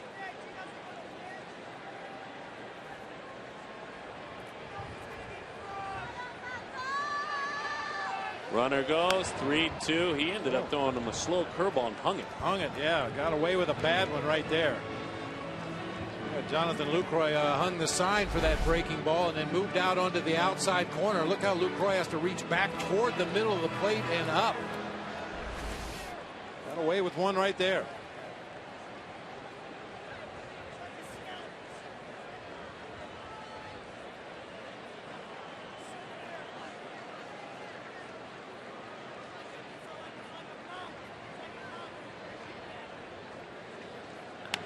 There's that slider. He hooks it down the line, but it's foul.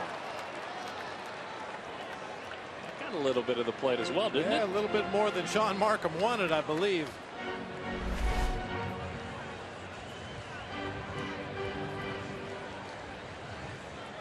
Soriano, to the best of my knowledge, still uses the biggest bat in the major leagues. That's a 35-inch, 36-ounce bat. Great plate coverage on pitches that he anticipates, but can get fooled with that breaking ball low and away. So with a full count, it's been curveball and slider. What's next? It's a fastball at strike 3, and he throws it. What a pitch by Markham. Well, you talk about a chess game against a veteran. A slow curveball he got away with, a slider, and then this frozen. Someone get him his glove. You're watching Fox Sports, home of the 2012 NLCS and World Series.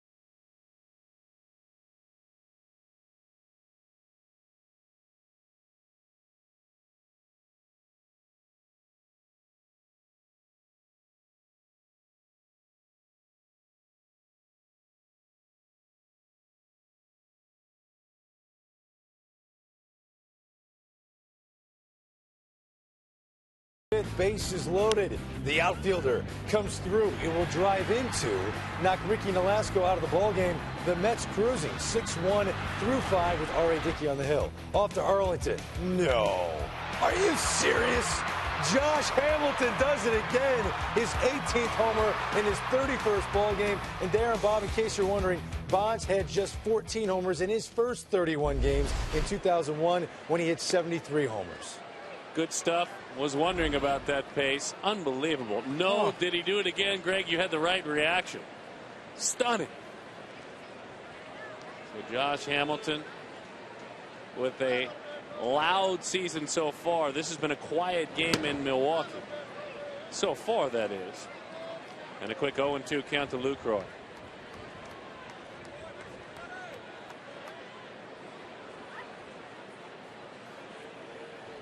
You just have to wonder at what point teams are going to stop pitching to Josh Hamilton with the pace that he's on right now.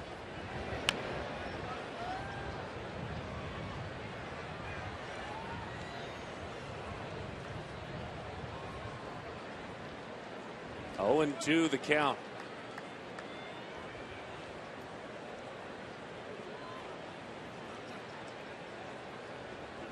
So far, very good for Volstad. This is his finest hour of the season if he continues on this pace. Something about Milwaukee, though, when he was a Marlin. Good career against these Brewers. Dale Swain was even remembering an outing he had when Swain was the Milwaukee hitting coach last year, and Volstad was a Marlin. That was in September. 7 solid innings. Now he's my pitcher, he says. I hope he can do it again. Yeah. I mean, if you want to get a good scouting report on an opposing pitcher, go to the hitting coach. He studied a lot of videotape, knows the strengths and weaknesses of every pitcher that his hitters are going to face over the course of a season. And yeah, Dale saw Chris Volstad from the other dugout when Volstad was a member of the Marlins.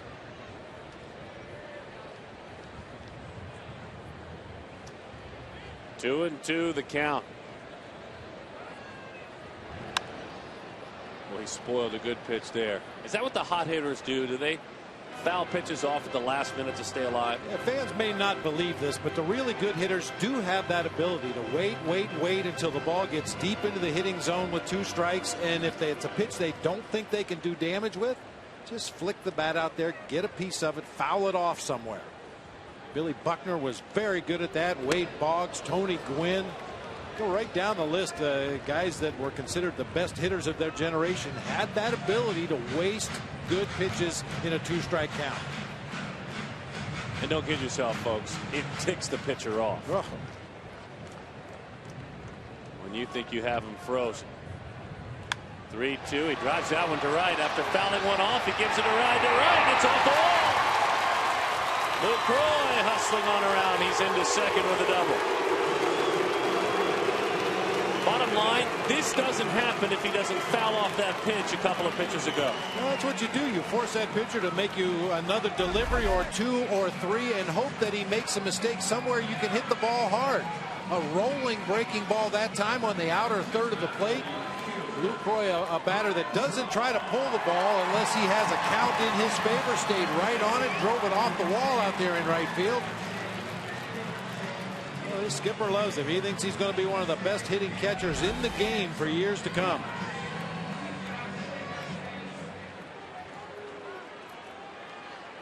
We see huge reactions from some of the Brewers. That's an overly excited Lucroy there. Just a simple point. In front of Braun. Hacks at a off-speed pitch up. 0-1. Hit by a pitch. Grounded out. The reigning most valuable player, a .312 career hitter.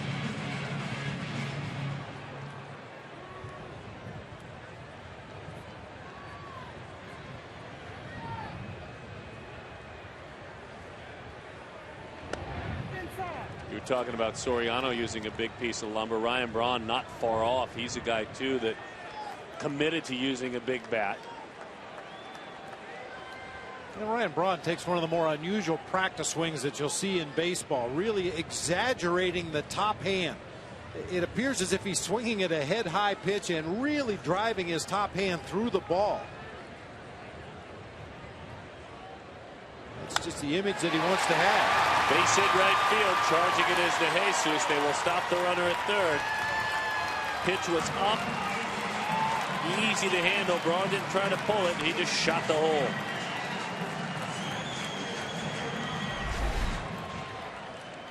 Well, the exaggerated shift counteracted by a pitch up and out over the plate. Ryan Braun stays right on it, drives it to right field. Two opposite field hits here to start the bottom half of the sixth by the Brewers.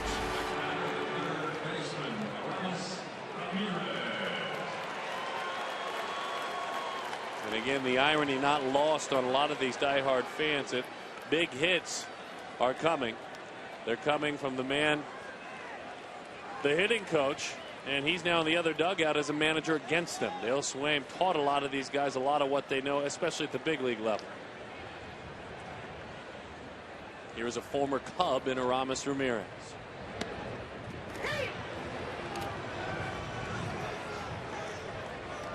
Oh, and 1 the count.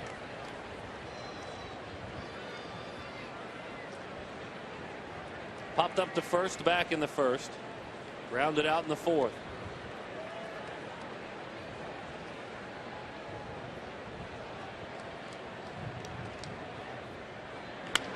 Bouncing ball. Can they get 2? There's 1. They turn it over and it throws wild off the facing of the dugout. One would have scored either way. It would have been a double play. 2 outs instead. Run scores and runner remains at first instead of the double play. 2-1 Milwaukee. I mentioned earlier in the ball game that Darwin Barney is a shortstop by nature, playing second base to make room for Starlin Castro, and that's the one part of his game that's been the hardest to get up to speed, turning that double play, especially on a slowly developing double play like that one off the bat of Aramis Ramirez. And to be honest, Ryan Braun did not go in very hard. He maybe was anticipating that, rushed the throw, and as you said, threw it away. Here's Corey Hart. 0-1. That's a big adjustment for an infielder to move from shortstop to second base on that double play pivot, because as a shortstop you're coming across the bag, you can see the runner right there in front of you as you make your relay throw to first. As a second baseman, many times your back is turned to that runner as he's coming into the bag, so you really have to trust that internal stopwatch, guessing where that runner is in relation to the base as you try to turn the double play. And that's once again something that comes with more experience, getting to know your opposition, who runs hard, who likes to break up double plays, who's going to veer off into right field. 2 groundouts for Corey Hart. This is another turning point in the ball game for Volstad. You get what could have been a double play. You make a nice pitch to get the ground ball or Aramis Ramirez. How do you handle it going forward this inning? Well, whatever's happened up to this point, you just have to let it go. Good pitchers don't worry about what happened on the last pitch or what happened to the last batter. They worry about the guy in the box right now and executing the next pitch. Belted left field and deep. Looking up Soriano off the base of the wall. He gobbles it back up, fires it into the cutoff man. It's a double for Corey Hart.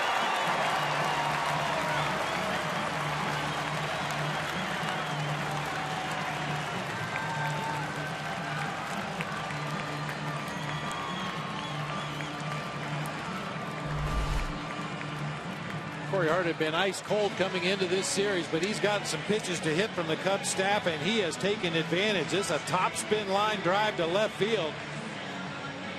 Looked like it might have had a chance to get out of here, just wasn't high enough in the air, and that top spin brought it down against that left field wall where Soriano played the carom perfectly to hold the runner at third base. Just a hanging changeup that stayed up in the zone. Here's the fence. Actually hit right at the base of the wall.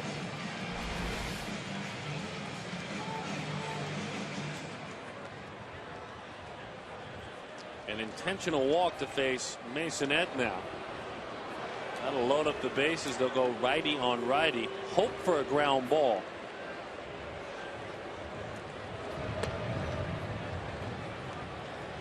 And we'll see if they get it. The double play that was induced with Volstad on the mound back in the second inning was the first that he had induced all year. I think this is a pretty good illustration of how Dale Swaim feels about his starting pitcher and his bullpen in this ball game.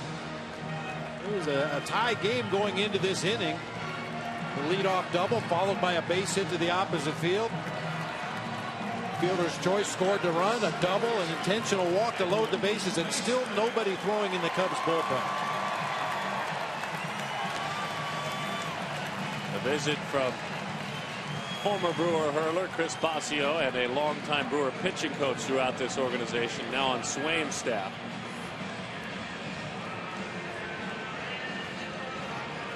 Volstad in the first 5 innings, 9 times he worked out of the stretch, had 7 outs, a walk, and a hit batter. This inning, it's been 3 batters, 2 hits, and an intentional walk. And he's made some mistakes up in the zone. The pitch to Lucroy was up and out over the plate. The pitch to Ryan Braun, up and out over the plate. The pitch to Corey Hart, up over the inside part of the plate. Sinker ball pitcher has to live down around the knees.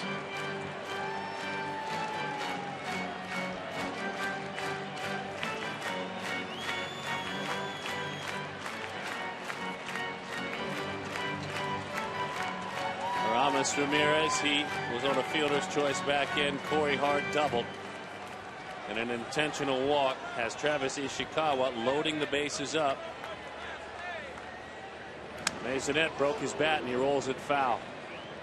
Well, that would have been a dream if it was fair. That's your double play starter. He'll get a new piece of lumber. Edwin this year in AAA before he was called up was not lighting the world on fire, hitting just .214.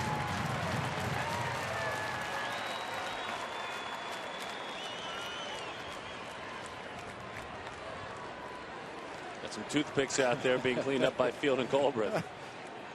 Toothpicks and tent pegs. Seen a lot of those in Major League Baseball. Broken bats, the barrel goes flying elsewhere, and the batter's left holding a tent peg. I like that, a tent peg. They work great, I'm telling you. Really? Yeah. 0-1 the count. Ian in the corners. Ian in the middle a step or two. Belted deep left field. Soriano goes back to the wall.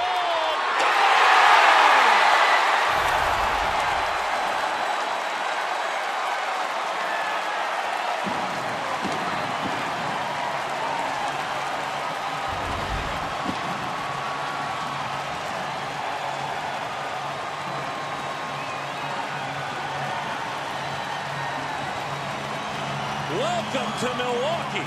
A grand slam home run for a man who has played nearly 900 games in the minor leagues. They love you here in Wisconsin now.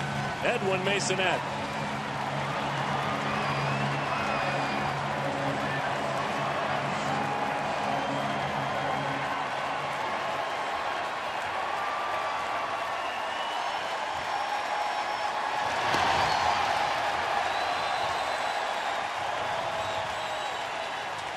That is just his second major league home run. Well, they're liable to name a sausage after him if he keeps that up.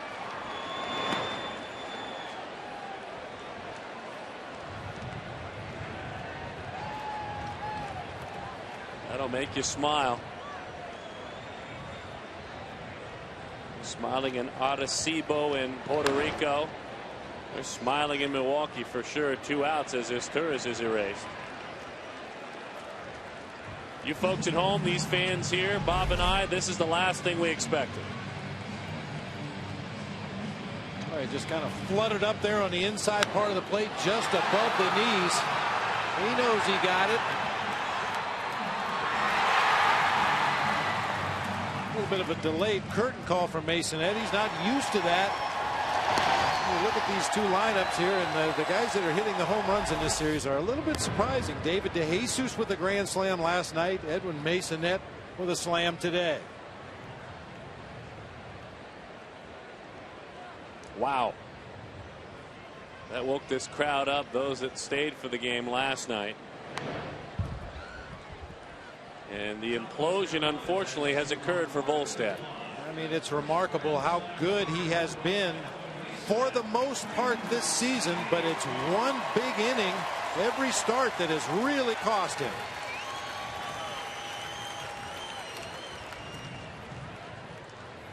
And still no activity in the Cubs bullpen.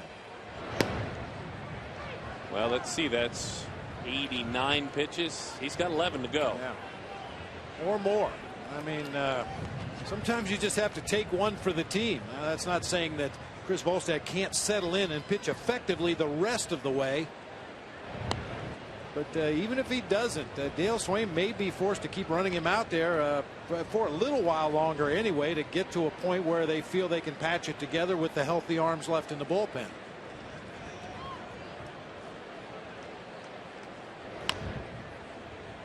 And for Volstad, even though he struggled, he doesn't give up homers. That's just the third allowed all year. Yep. Well, of all the pitches in that inning that were hit hard, that was probably the best pitch that got hit hard. At least it was down on the inner part of the plate with a little bit of movement. Just a better piece of hitting by Masonette.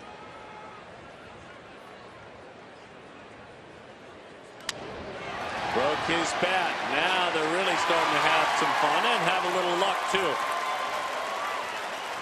Sean Markham with his first hit of the year. He's 11th in his major league career. And even though it was a broken bat floater into left field, it was another pitch that was up above the belt. Even opposing pitchers can get the bat on a ball that's up in the zone. Soto wants it away and down. That pitch is belt high inside part of the plate. The location has just completely deserted Chris Volstad here in this inning. The 9th Milwaukee Brewer to hit. And there's a curveball up and away to Nyjer Morgan.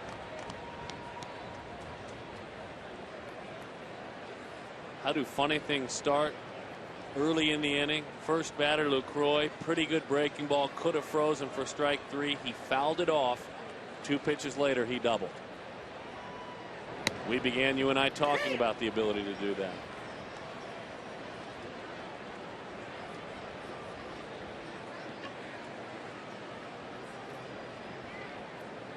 They may be without their shortstop for the year and the new first baseman. Let's be fair, they didn't really know what they had yet in Matt Gamble. That one has Nyjer Morgan fouling it off some part of the lower body.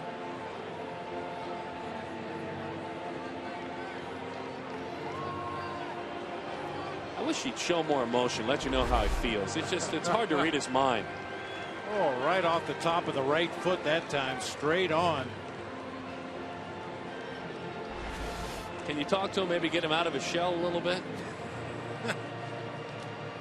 1-2 the count. You know, that's what he brings to this Brewers ball club, that edginess, whatever you want to call it. Some people say it's a little unnecessary flamboyance that upsets opposing teams, but Nyjer Morgan, a.k.a. Tony Plush, really doesn't care what the other team thinks about him. He only cares about his own teammates. 34 pitches this inning.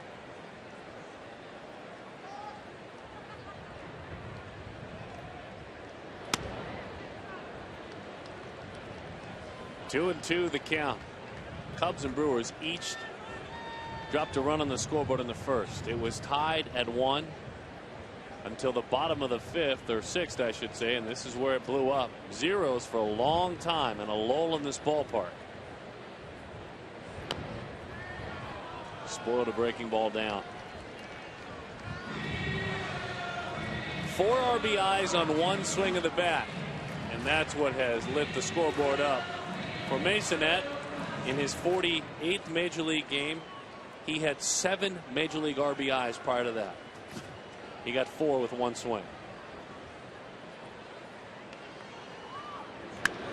Nyjer Morgan with a fly ball to center.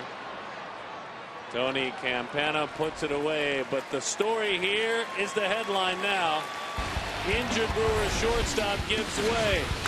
Young journeyman from the minor league comes up and puts a grand slam in the bleachers.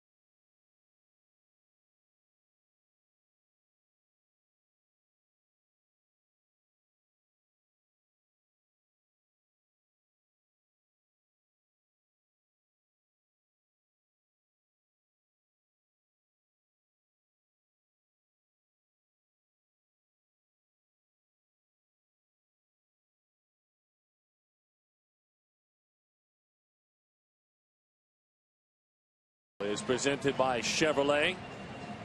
6-1 is our score. Milwaukee on top. Edwin Masonette with a grand slam home run. Sean Markham still out there. He's got Ian Stewart, Giovanni Soto, Darwin Barney, Bob Brenly to my right. My name is Darren Sutton. Glad you're with us from the Midwest here in Milwaukee. Hope you're having a good Saturday. Slow curveball, that's put on the ground. A nifty glove work by the man who just hit a grand slam.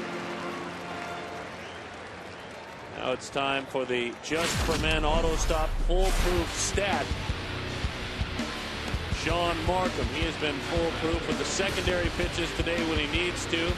The fastballs when he has to be effective. He has locked up a couple on fastballs that have been fabulous. The numbers for our foolproof stat. You can count on Just for Men Auto Stop for foolproof results. 6 1/3, 6 strikeouts.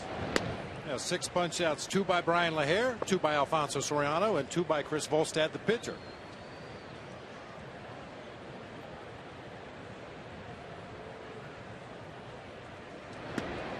The crouch down Giovanni Soto you were explaining to us before. He just feels like he had his legs more involved in his swing in years past, as opposed to the very upright stance he was featuring earlier this season.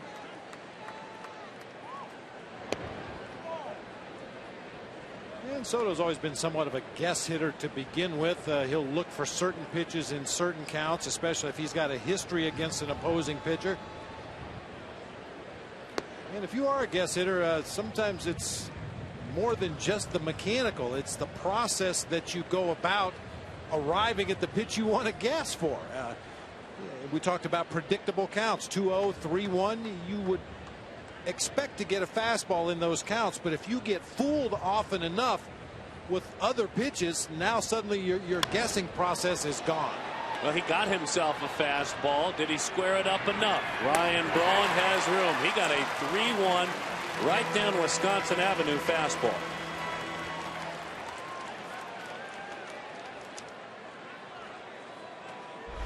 Well, the bigger lead in the game now. Sean Markham a little more aggressive in those situations. That's a very hittable fastball inside part of the plate. You saw Markham kind of look over toward his own dugout to see the reaction of his teammates before he turned around to see his left fielder squaring up underneath that fly ball.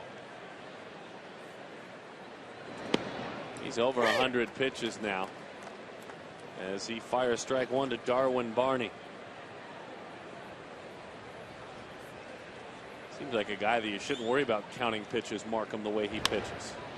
Barney gives it a ride, center field, ranging, running it down is Nigel Morgan. Your team gets you runs, you throw up a 1-2-3, that's how you do it.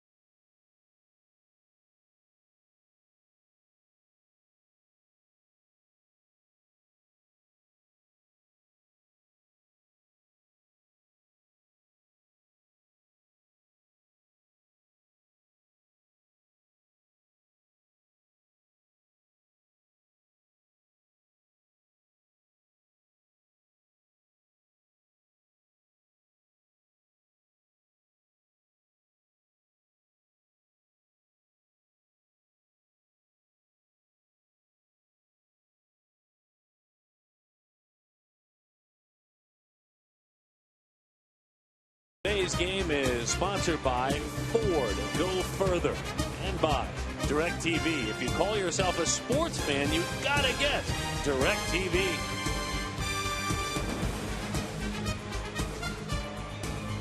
Adrian Cardenas is now at second base. And Casey Coleman, I believe, if he's out there doing his thing, he was coming in hot, flying in. Maybe expected to land about an hour into this game. He's here, he's uniformed up, and he's warmed up. So Casey Coleman goes to work, just got here. Yeah, put your cleats on in the cab. Casey Coleman just called up this afternoon, part of a 3-generation baseball family. His father, Joe, a pitcher for the Detroit Tigers from 65 to 79, and his grandfather, Joe, had a 10-year major league career back in the 40s and 50s with the Philadelphia Athletics.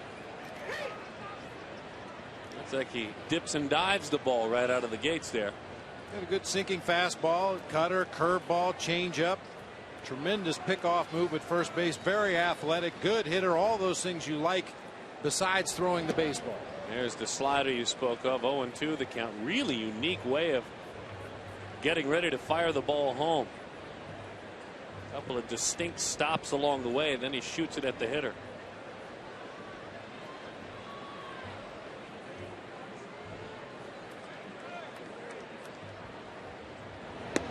Almost as if he goes from facing in the windup, turning towards the stretch, and then going.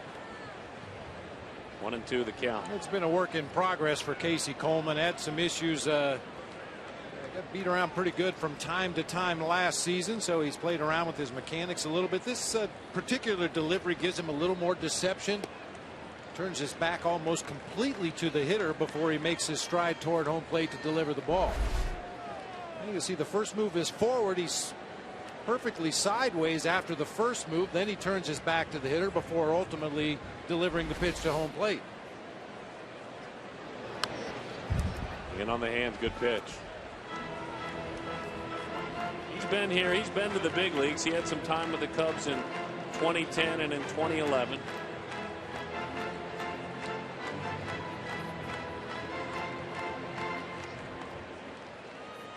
th round pick back in 2008 of the Chicago Cubs.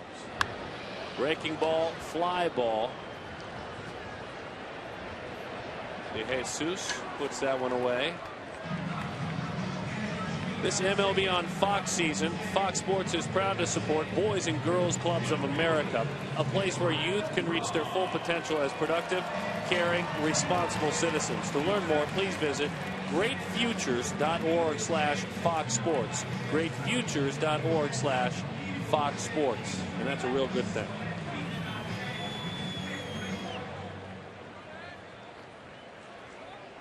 A lot of youngsters, moms and dads here. Miller Park has become the place to be around town.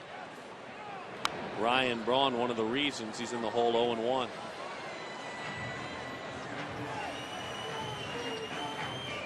More than $3 million a year just about every year. A long time ago in the 50s, it was the Milwaukee Braves that cracked the $2 million mark. So something about this little town and breaking away from what you would stereotype just based on the census, how many you could put in here. And you're not getting any fans, obviously, from your east. There's water. From the south is Chicago. I guess they could come by boat. That's true. Unlikely. Well, got away with one there. 1-2 the count. One interesting thing about this ballpark here, Miller Park, Darren, you may know this last year toward the end of the season, because it is a retractable roof, when it's open, especially for day games, you get shadows later in the ball game that cut between the mound and home plate, making it very tough for hitters to see, makes it tough for infielders to see defensively.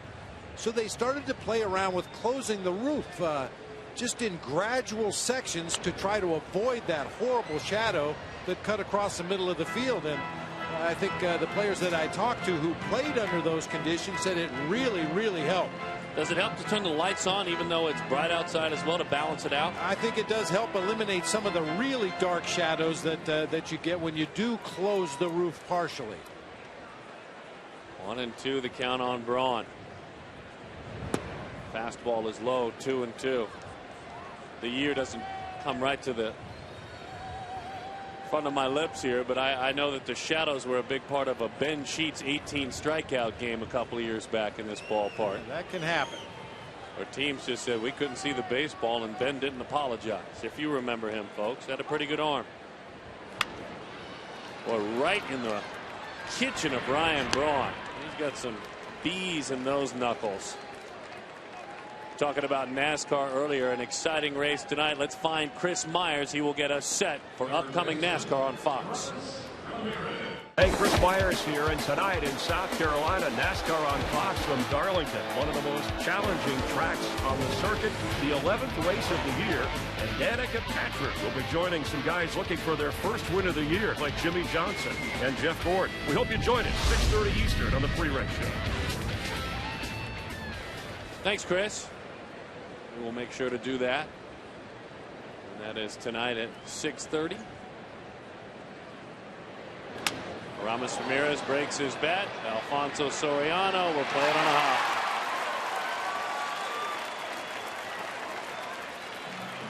It's a 9-game hitting streak for Aramis Ramirez. Boy, Soriano really laboring out there in left field. Remember, he got drilled in the left leg just above the knee earlier in the ball game. He's been a much improved defender in left field this year, working with Dave McKay, but really laboring to get after this ball. Ultimately has to pull up, play it on a hop. Really favoring that left leg.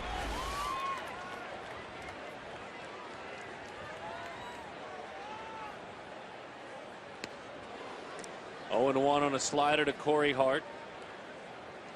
Hart doubled as part of that big 6th inning for Milwaukee. Lucroy doubled. Braun singled. Aramis Ramirez with the fielder's choice played it a run. Then Hart doubled. Intentional walk. Grand slam home run. 0-2 the count. And he's better here at home this year. Much better. Hitting just a tick over 200 on the road. It's a hitter's park. Oh, no doubt about it.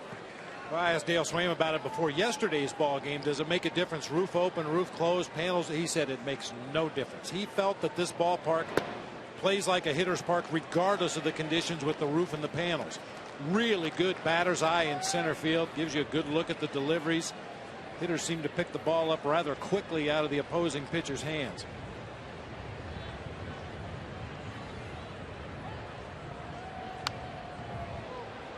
And in the past, Prince Fielder made it look really, really small. Prince in Detroit hitting about 290 with 5 home runs this year. They've missed him ever since he packed up his moving van here in Milwaukee. He was the offensive leader along with Braun, but it was his clubhouse. Pitches inside. You know, Darren, another guy they missed in a lesser way, Craig Counsell, who's still with the organization as a special assistant to the general manager Doug Melvin. We talked about Niger Morgan and his enthusiasm and exuberance. Well, Craig Counsell was the other side of that coin. He was a calming, veteran, professional influence in that clubhouse, and they're glad to still have him with the organization. Great mention of Craig Counsell, a favorite here in Milwaukee, Wisconsin. 6-1 Brewers.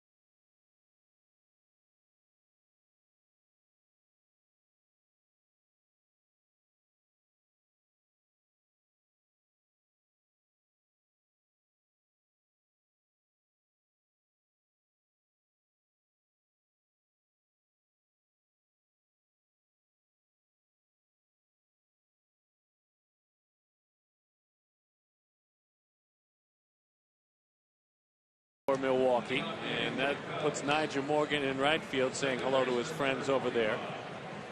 And Veras takes over on the mound.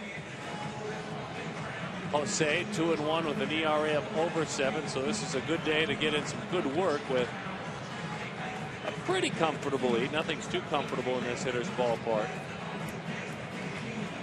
But 6-1 is the score. Veras pitched in the ball game last night here, Darren. Got a quick out in the 7th inning and then gave up a Darwin Barney triple. He hit Ian Stewart, the pinch hitter, walked Reed Johnson, and then was taken out of the ball game in favor of Cameron Lowe, who gave up the grand slam home run to David DeJesus.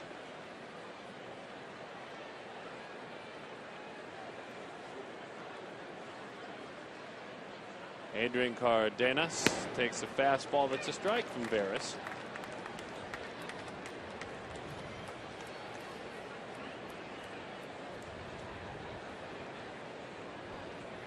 Fastball, curveball, changeup combination from Veras. Throws in the mid to upper 90s with the heater. Base hit. Down the line it goes. Nigel Morgan will play it. But in the end, it will be a double. And for the young man, that's a welcome to the big leagues for Adrian, and congratulations.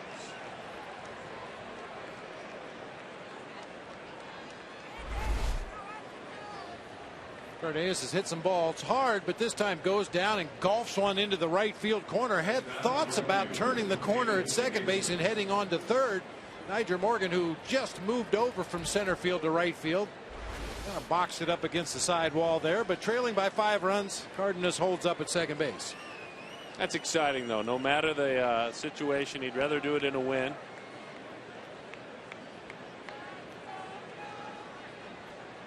Cardenas with his first major league hit.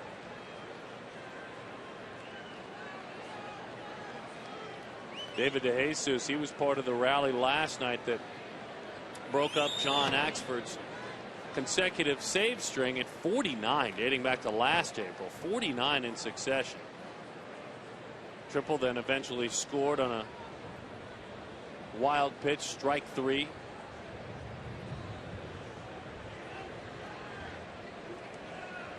Had a 5 RBI night. That was his 5th RBI of the evening.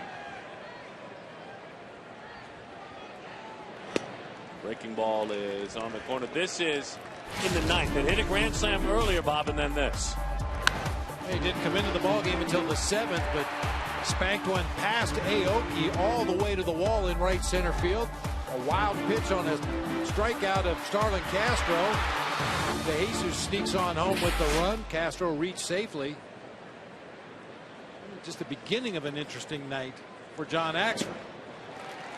And really for the Brewers altogether. They won the game, which was most important. They had some personal concerns they were looking out for. Some family members, not just John, but some other members of the Milwaukee Brewers family, spouses. Ron Renicky seemed drained this morning. Seemed like an awful lot on his table at midnight last night.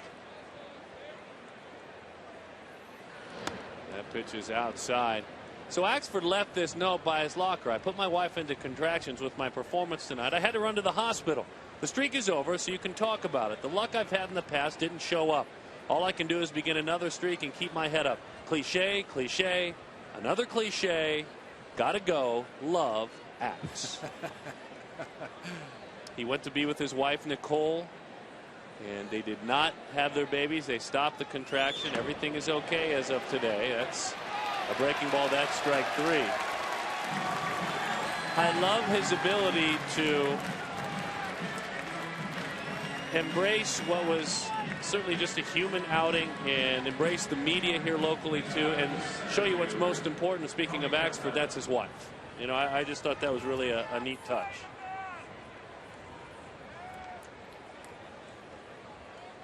Don't know if I've ever seen that.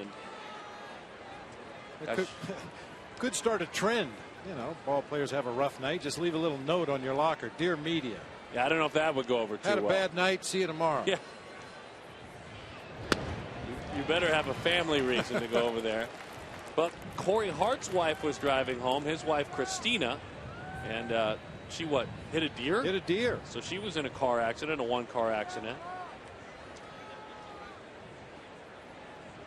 Garth Orja, first base coach, his wife Patty took a spill, and training staff that was checking on Ricky Weeks was checking on his wife as well. So it's kind of a unique and challenging night for the Brewers families. Yeah, I asked Ron Renicky, do you have to call up a coach's wife from AAA? And he's trying to inject some humor into the situation. Like I said, it was a rough night for Ron.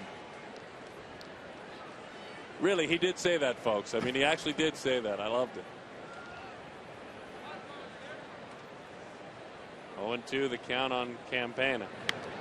Little chopper, look out, he's on the move. Rolling up against the tarp.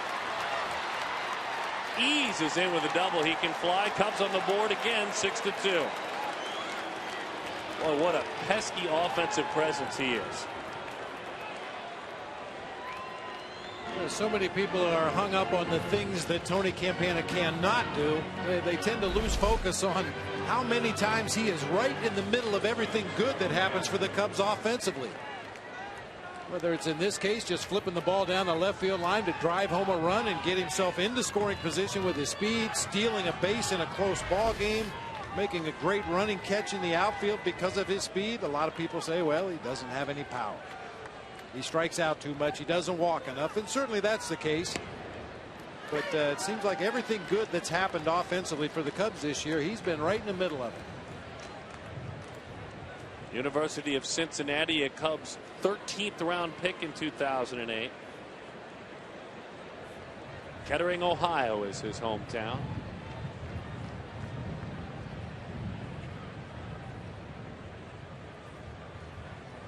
And Tony was the winner of the 2011 Tony Conigliaro Award, presented to the major league player who has overcome adversity through the attributes of spirit, determination, and courage. He was diagnosed with Hodgkin's lymphoma when he was just young, when he was a child.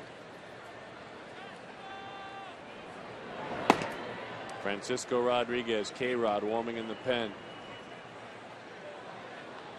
Not quite sure what that was supposed to be.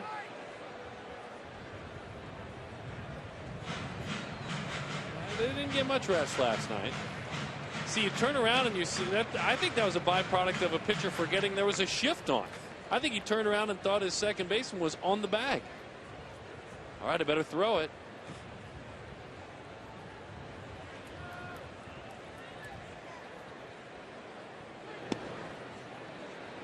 A little bit low. Well, that doesn't mean, even though he's close, that Campana has taken a huge secondary lead and a huge lead out of the gates. And I mentioned it earlier, that's something that Dale Swaim has encouraged in his base runners and those guys who can steal bases. If you feel like you can get a walking lead and get a jump at second base, he's given them the green light to try to steal third.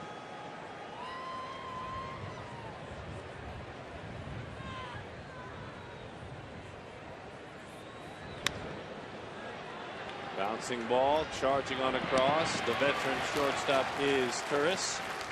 Makes the play for the second out of the inning. After some of the most thrilling semifinal matches in history, Fox Sports is proud to bring you exclusive live coverage of the UEFA Champions League finalists. Bayern Munich becomes the first team since '84 to play the final home in their stadium as they take on Drogba and Chelsea, with both teams looking to complete their improbable championship run. The UEFA Champions League final is live next Saturday at 2 Eastern, 11 Pacific, only on Fox.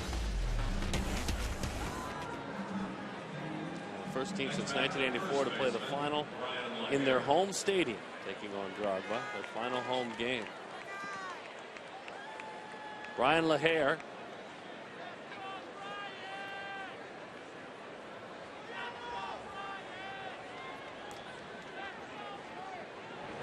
Into the dirt it goes.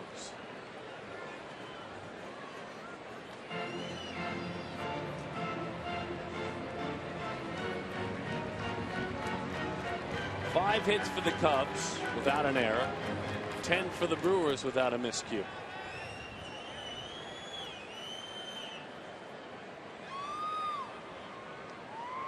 The series started, these teams had the identical record. They were in the identical spot, the basement. Breaking ball, 1-1. You mentioned in the open of the show, Darren, the expectations completely different for these two teams. I don't think anybody who knows the Cubs were particularly surprised that they are where they are today. I do think, however, a lot of people associated with the Brewers thought they were going to get off to a much better start, and the injuries play a big part in that. The Cubs have actually played really good ball lately. After a terrible start to the season, the starting pitching has really come around, and a reason for encouragement if you're a Cubs fan. I started 3-11, and that's what we were talking about, the discouraging part of it. And since then, a couple of games over 500. Main reason's been pitching, right? Yep. You can make it interesting at 6-3. That run is at third that could do that. Offense is needed now, but pitching is what has turned things around. Boy, sub 200 opponent's batting average over 3 weeks. We had Ryan Dempster on earlier. Certainly he spearheaded a lot of that resurgence of the Cubs pitching staff. Matt Garza's pitched like an ace. Jeff Samardzija has been the real wild card, a guy moving from the bullpen into the rotation this year, and appears to be right at home. Over to make the play. Masonette keeps it where it is at 6-2. The Cubs do scratch one off, but they trail it by 4 here in Milwaukee.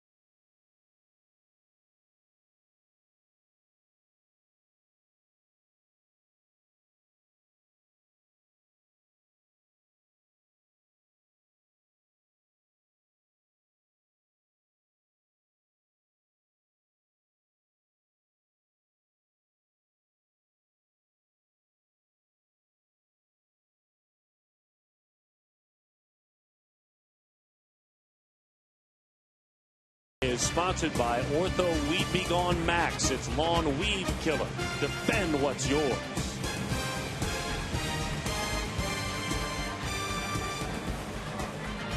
The mom's here. If their youngster's out, Dad will either give him a special day tomorrow or just send Mom to the ballpark. He'll watch the kids. Nothing wrong with that one as well.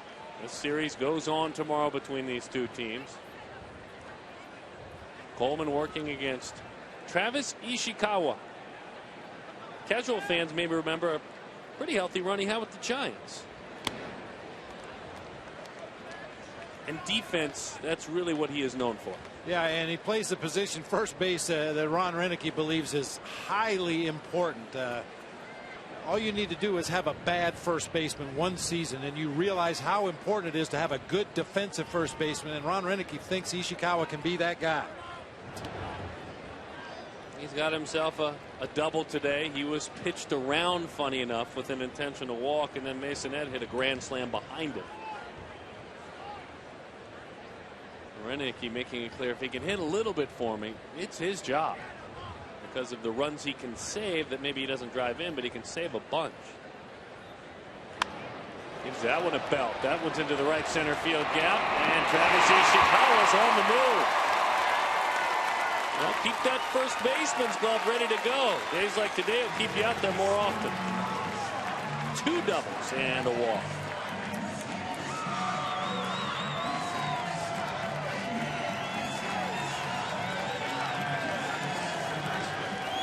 Masonette with a grand slam home run in his last at bat. They walk to load the bases. Ishikawa, then this. The Brewers had Chris Volstad on the ropes with the bases loaded. The one big inning that has plagued Chris Volstad all season. This time, the majority of it coming at the hands of Edwin Masonette.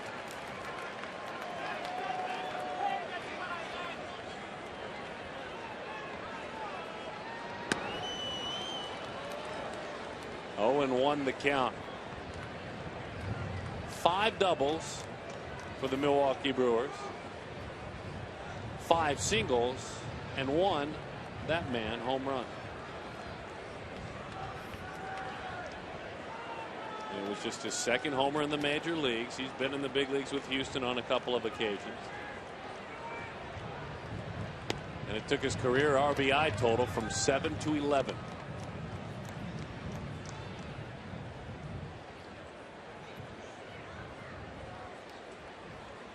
Venture a guess he'll never forget today.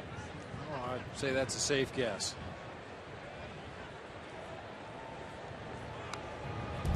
Fooled him badly, even though it was a hanging breaking ball, 1 and 2. You ever get a curtain call?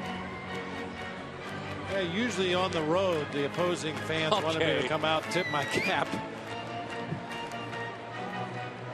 I had one curtain call when I came back to the San Francisco Giants, my final season in the major leagues, 1989. It was my first game back. It was a Saturday afternoon game, and I got a real nice round of applause as I was getting into the batter's box. But that's as close as I came. And see, you remember it to this day. This is what he'll remember, huh? I mean, unless you're Ryan Braun or Josh Hamilton, it happens so infrequently for the standard workaday major league ball player like Edwin Masonette. But he's in the right place at the right time today and hit that ball a long way. Cesar is Turris. Everything Coleman throws moves a lot. That one dives out of the zone. I did get a standing ovation in Bakersfield, California when I was playing in the Cal League one time. I was the beer batter. If you're familiar with minor league baseball, they always pick a batter in the opponent's lineup. And if that batter strikes out, beer is discounted for the rest of the inning. Really? I had a 4 strikeout game in Bakersfield when I was the beer batter. Oh, my goodness. They goodness. loved me in Bakersfield. I'm hoping you didn't have to pay for any after the game. I tried to catch up. That one down the line, 2-1 the count. See the things ball players remember, folks? It's not always what you think. I bet you 3 or 4, 5 people remember that night that were in the stands as well. They might not have remembered it the next morning. No, not the next day. Into left field, it's down for a hit. It's Turris with a base hit. Runners on first and third for Milwaukee.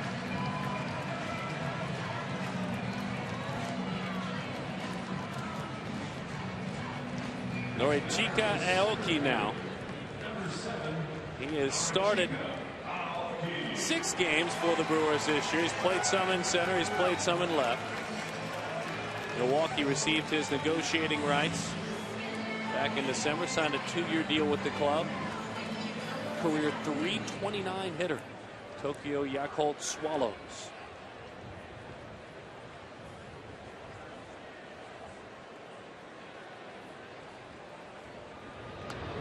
Pops that one up and unable to make the play. Ron Renicky might have just walked up the tunnel and showered and gone home if that one was caught. I mean, there were at least 5 or 6 blown sacrifice bunt attempts in the ball game last night. Most of them by players who should be very adept at putting down bunts. Aoki pops that one up. Fortunately for the Brewers, not high enough in the air for Soto to get over there and make a play. The old first and third safety squeeze. We're starting to see that more and more. It wasn't suicide squeeze. The runner wasn't coming there.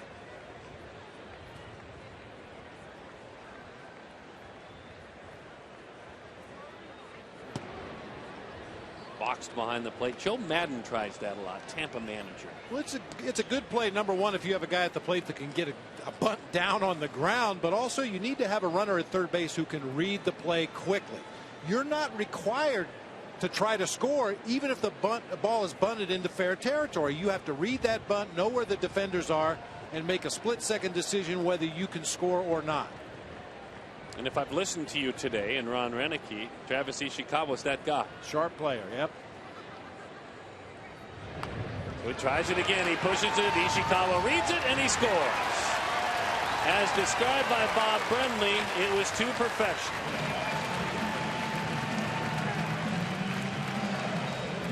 It's 7-2. Nearly impossible to defend the safety squeeze.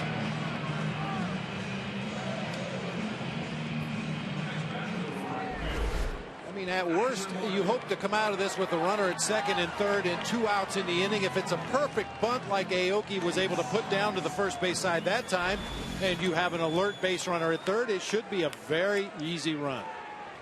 And now look how happy Ron Renicky is. Somebody got a bunt down. Somehow he looks the same as before, though. Breaking ball curls around the outside corner. 0-1 the count.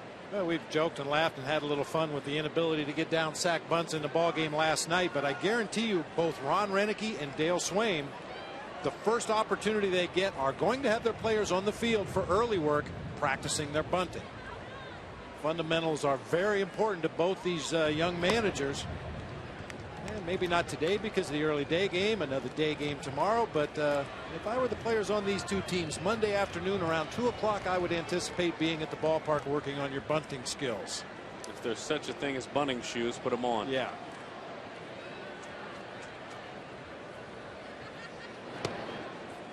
Two and 1 the count. Well, I would imagine for the Cubs, with the efforts of Theo Epstein that are tireless and the experience that he has and the way he sees the game, and Jed Hoyer, that he's glad to have a guy like Dale Swaim carrying out and executing down in the dugout. Yeah, fundamentals are important regardless of your philosophy of the game, whether you believe in walks and 3-run homers or whether you believe in stolen bases, on base percentage, whatever it is that you believe makes a team good. There are certain fundamentals that are constant. You got to catch the ball, you got to throw the ball, you just have to play the game the right way. Those things should be a given. A walk. Coleman misses low and inside. Cameron Lowe touched up last night in the contest. Has had a good year overall. Big fella.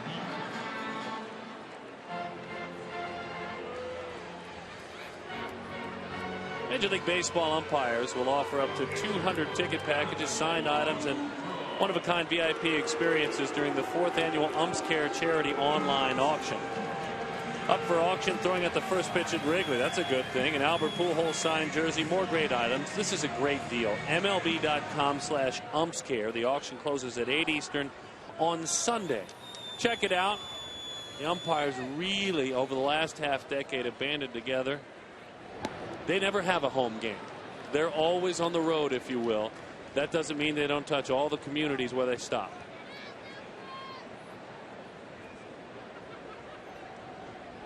Rarely do they cheer the umpires. I know I don't.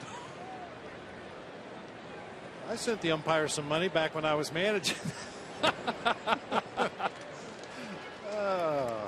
2-0 the count.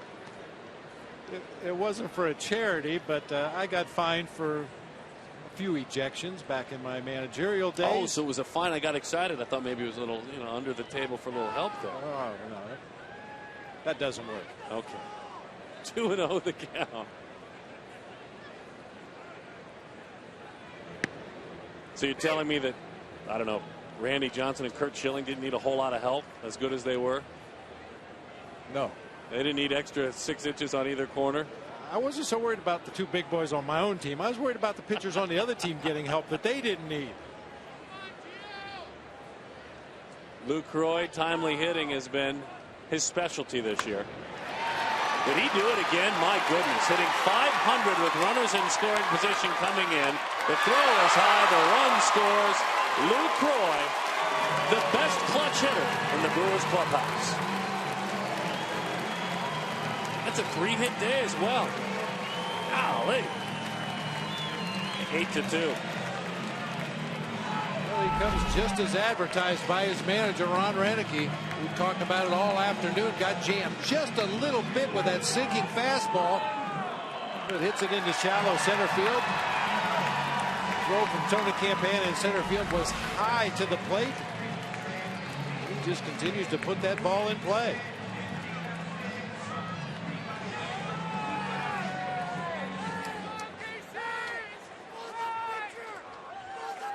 Here's Ryan Braun. Hit by a pitch, grounded out, singled, grounded out in the 7th. 1-0 the count.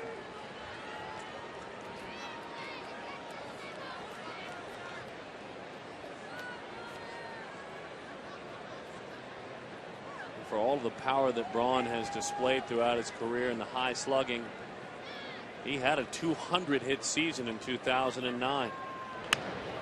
That's a ground ball. Castro makes it look easy, and just in time to get Lucroy. 2 more runs for the Brewers. They need 3 outs, and they're the victors.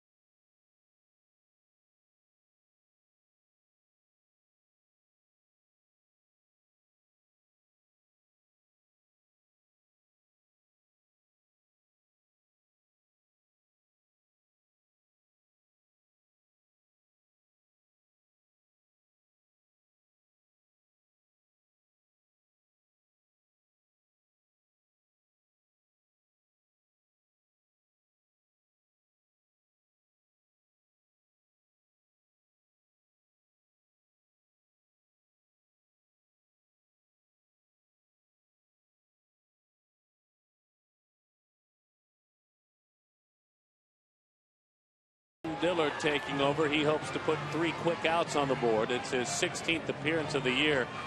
Last year, a 4 ERA for Milwaukee, pitching in 24 appearances out of the bullpen.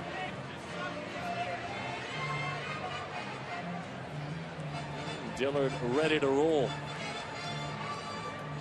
Brewers looking to climb back closer to 500. They will, if they hold on, have a record of 15-18. St. Louis, of course, has been spectacular this year. They are leading the Central Division 20-12 to begin the season. St. Louis later on tonight hosts the Atlanta Braves. Soriano takes strike one. Alfonso is hit by a pitch, and he's showing signs of it bothering him around the knee area. Stayed in the game, though, and he struck out twice to follow.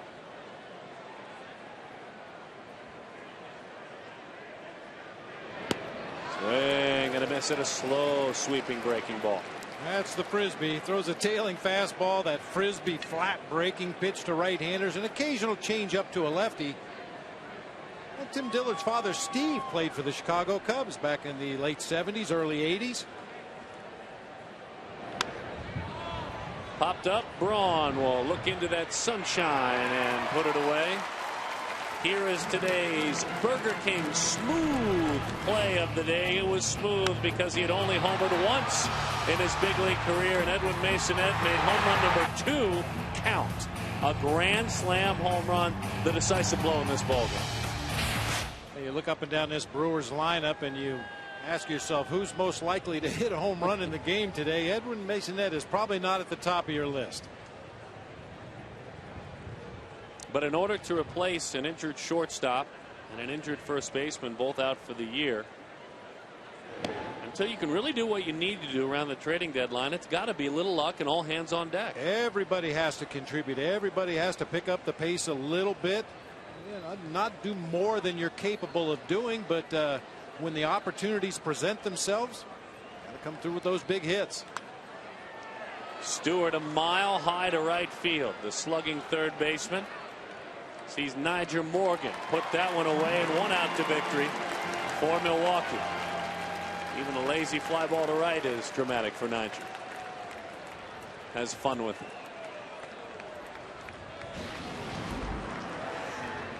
And talking to Gord Ash, assistant general manager, and Doug Melvin yesterday, they just really can't make moves right now because it would cost too much in players. Teams all believe they're still in everything, so you can't trade people away. There's the front office and the solid GM, Doug Melvin. So what do? You call up some kids from down below and say, here's your opportunity.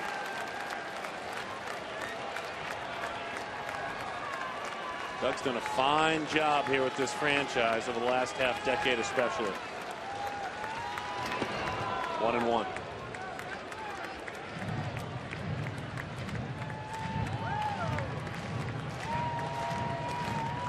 Good baseball mind, isn't he? Good man. Absolutely. And Gord Ash as well. I'm familiar with Gord from his days with the Toronto Blue Jays. Bouncing ball into foul ball. I think the key for any front office in this game nowadays is you must have a plan. You have to have an idea. Know what you have in your own system coming up that maybe are 2 or 3 or 4 years away from being a productive big league player. Know where you need to augment with free agents. Know the importance of players, not just statistically, but what do they mean in that clubhouse to their teammates. And move forward with an idea of how to bring it all together, and at some point get to the World Series and win a World Series. The Brewers have made themselves pretty regular playoff guests, but they still haven't made that big step. Swing and a miss. It's a Brewers victory. They improved to 15-18 on the season.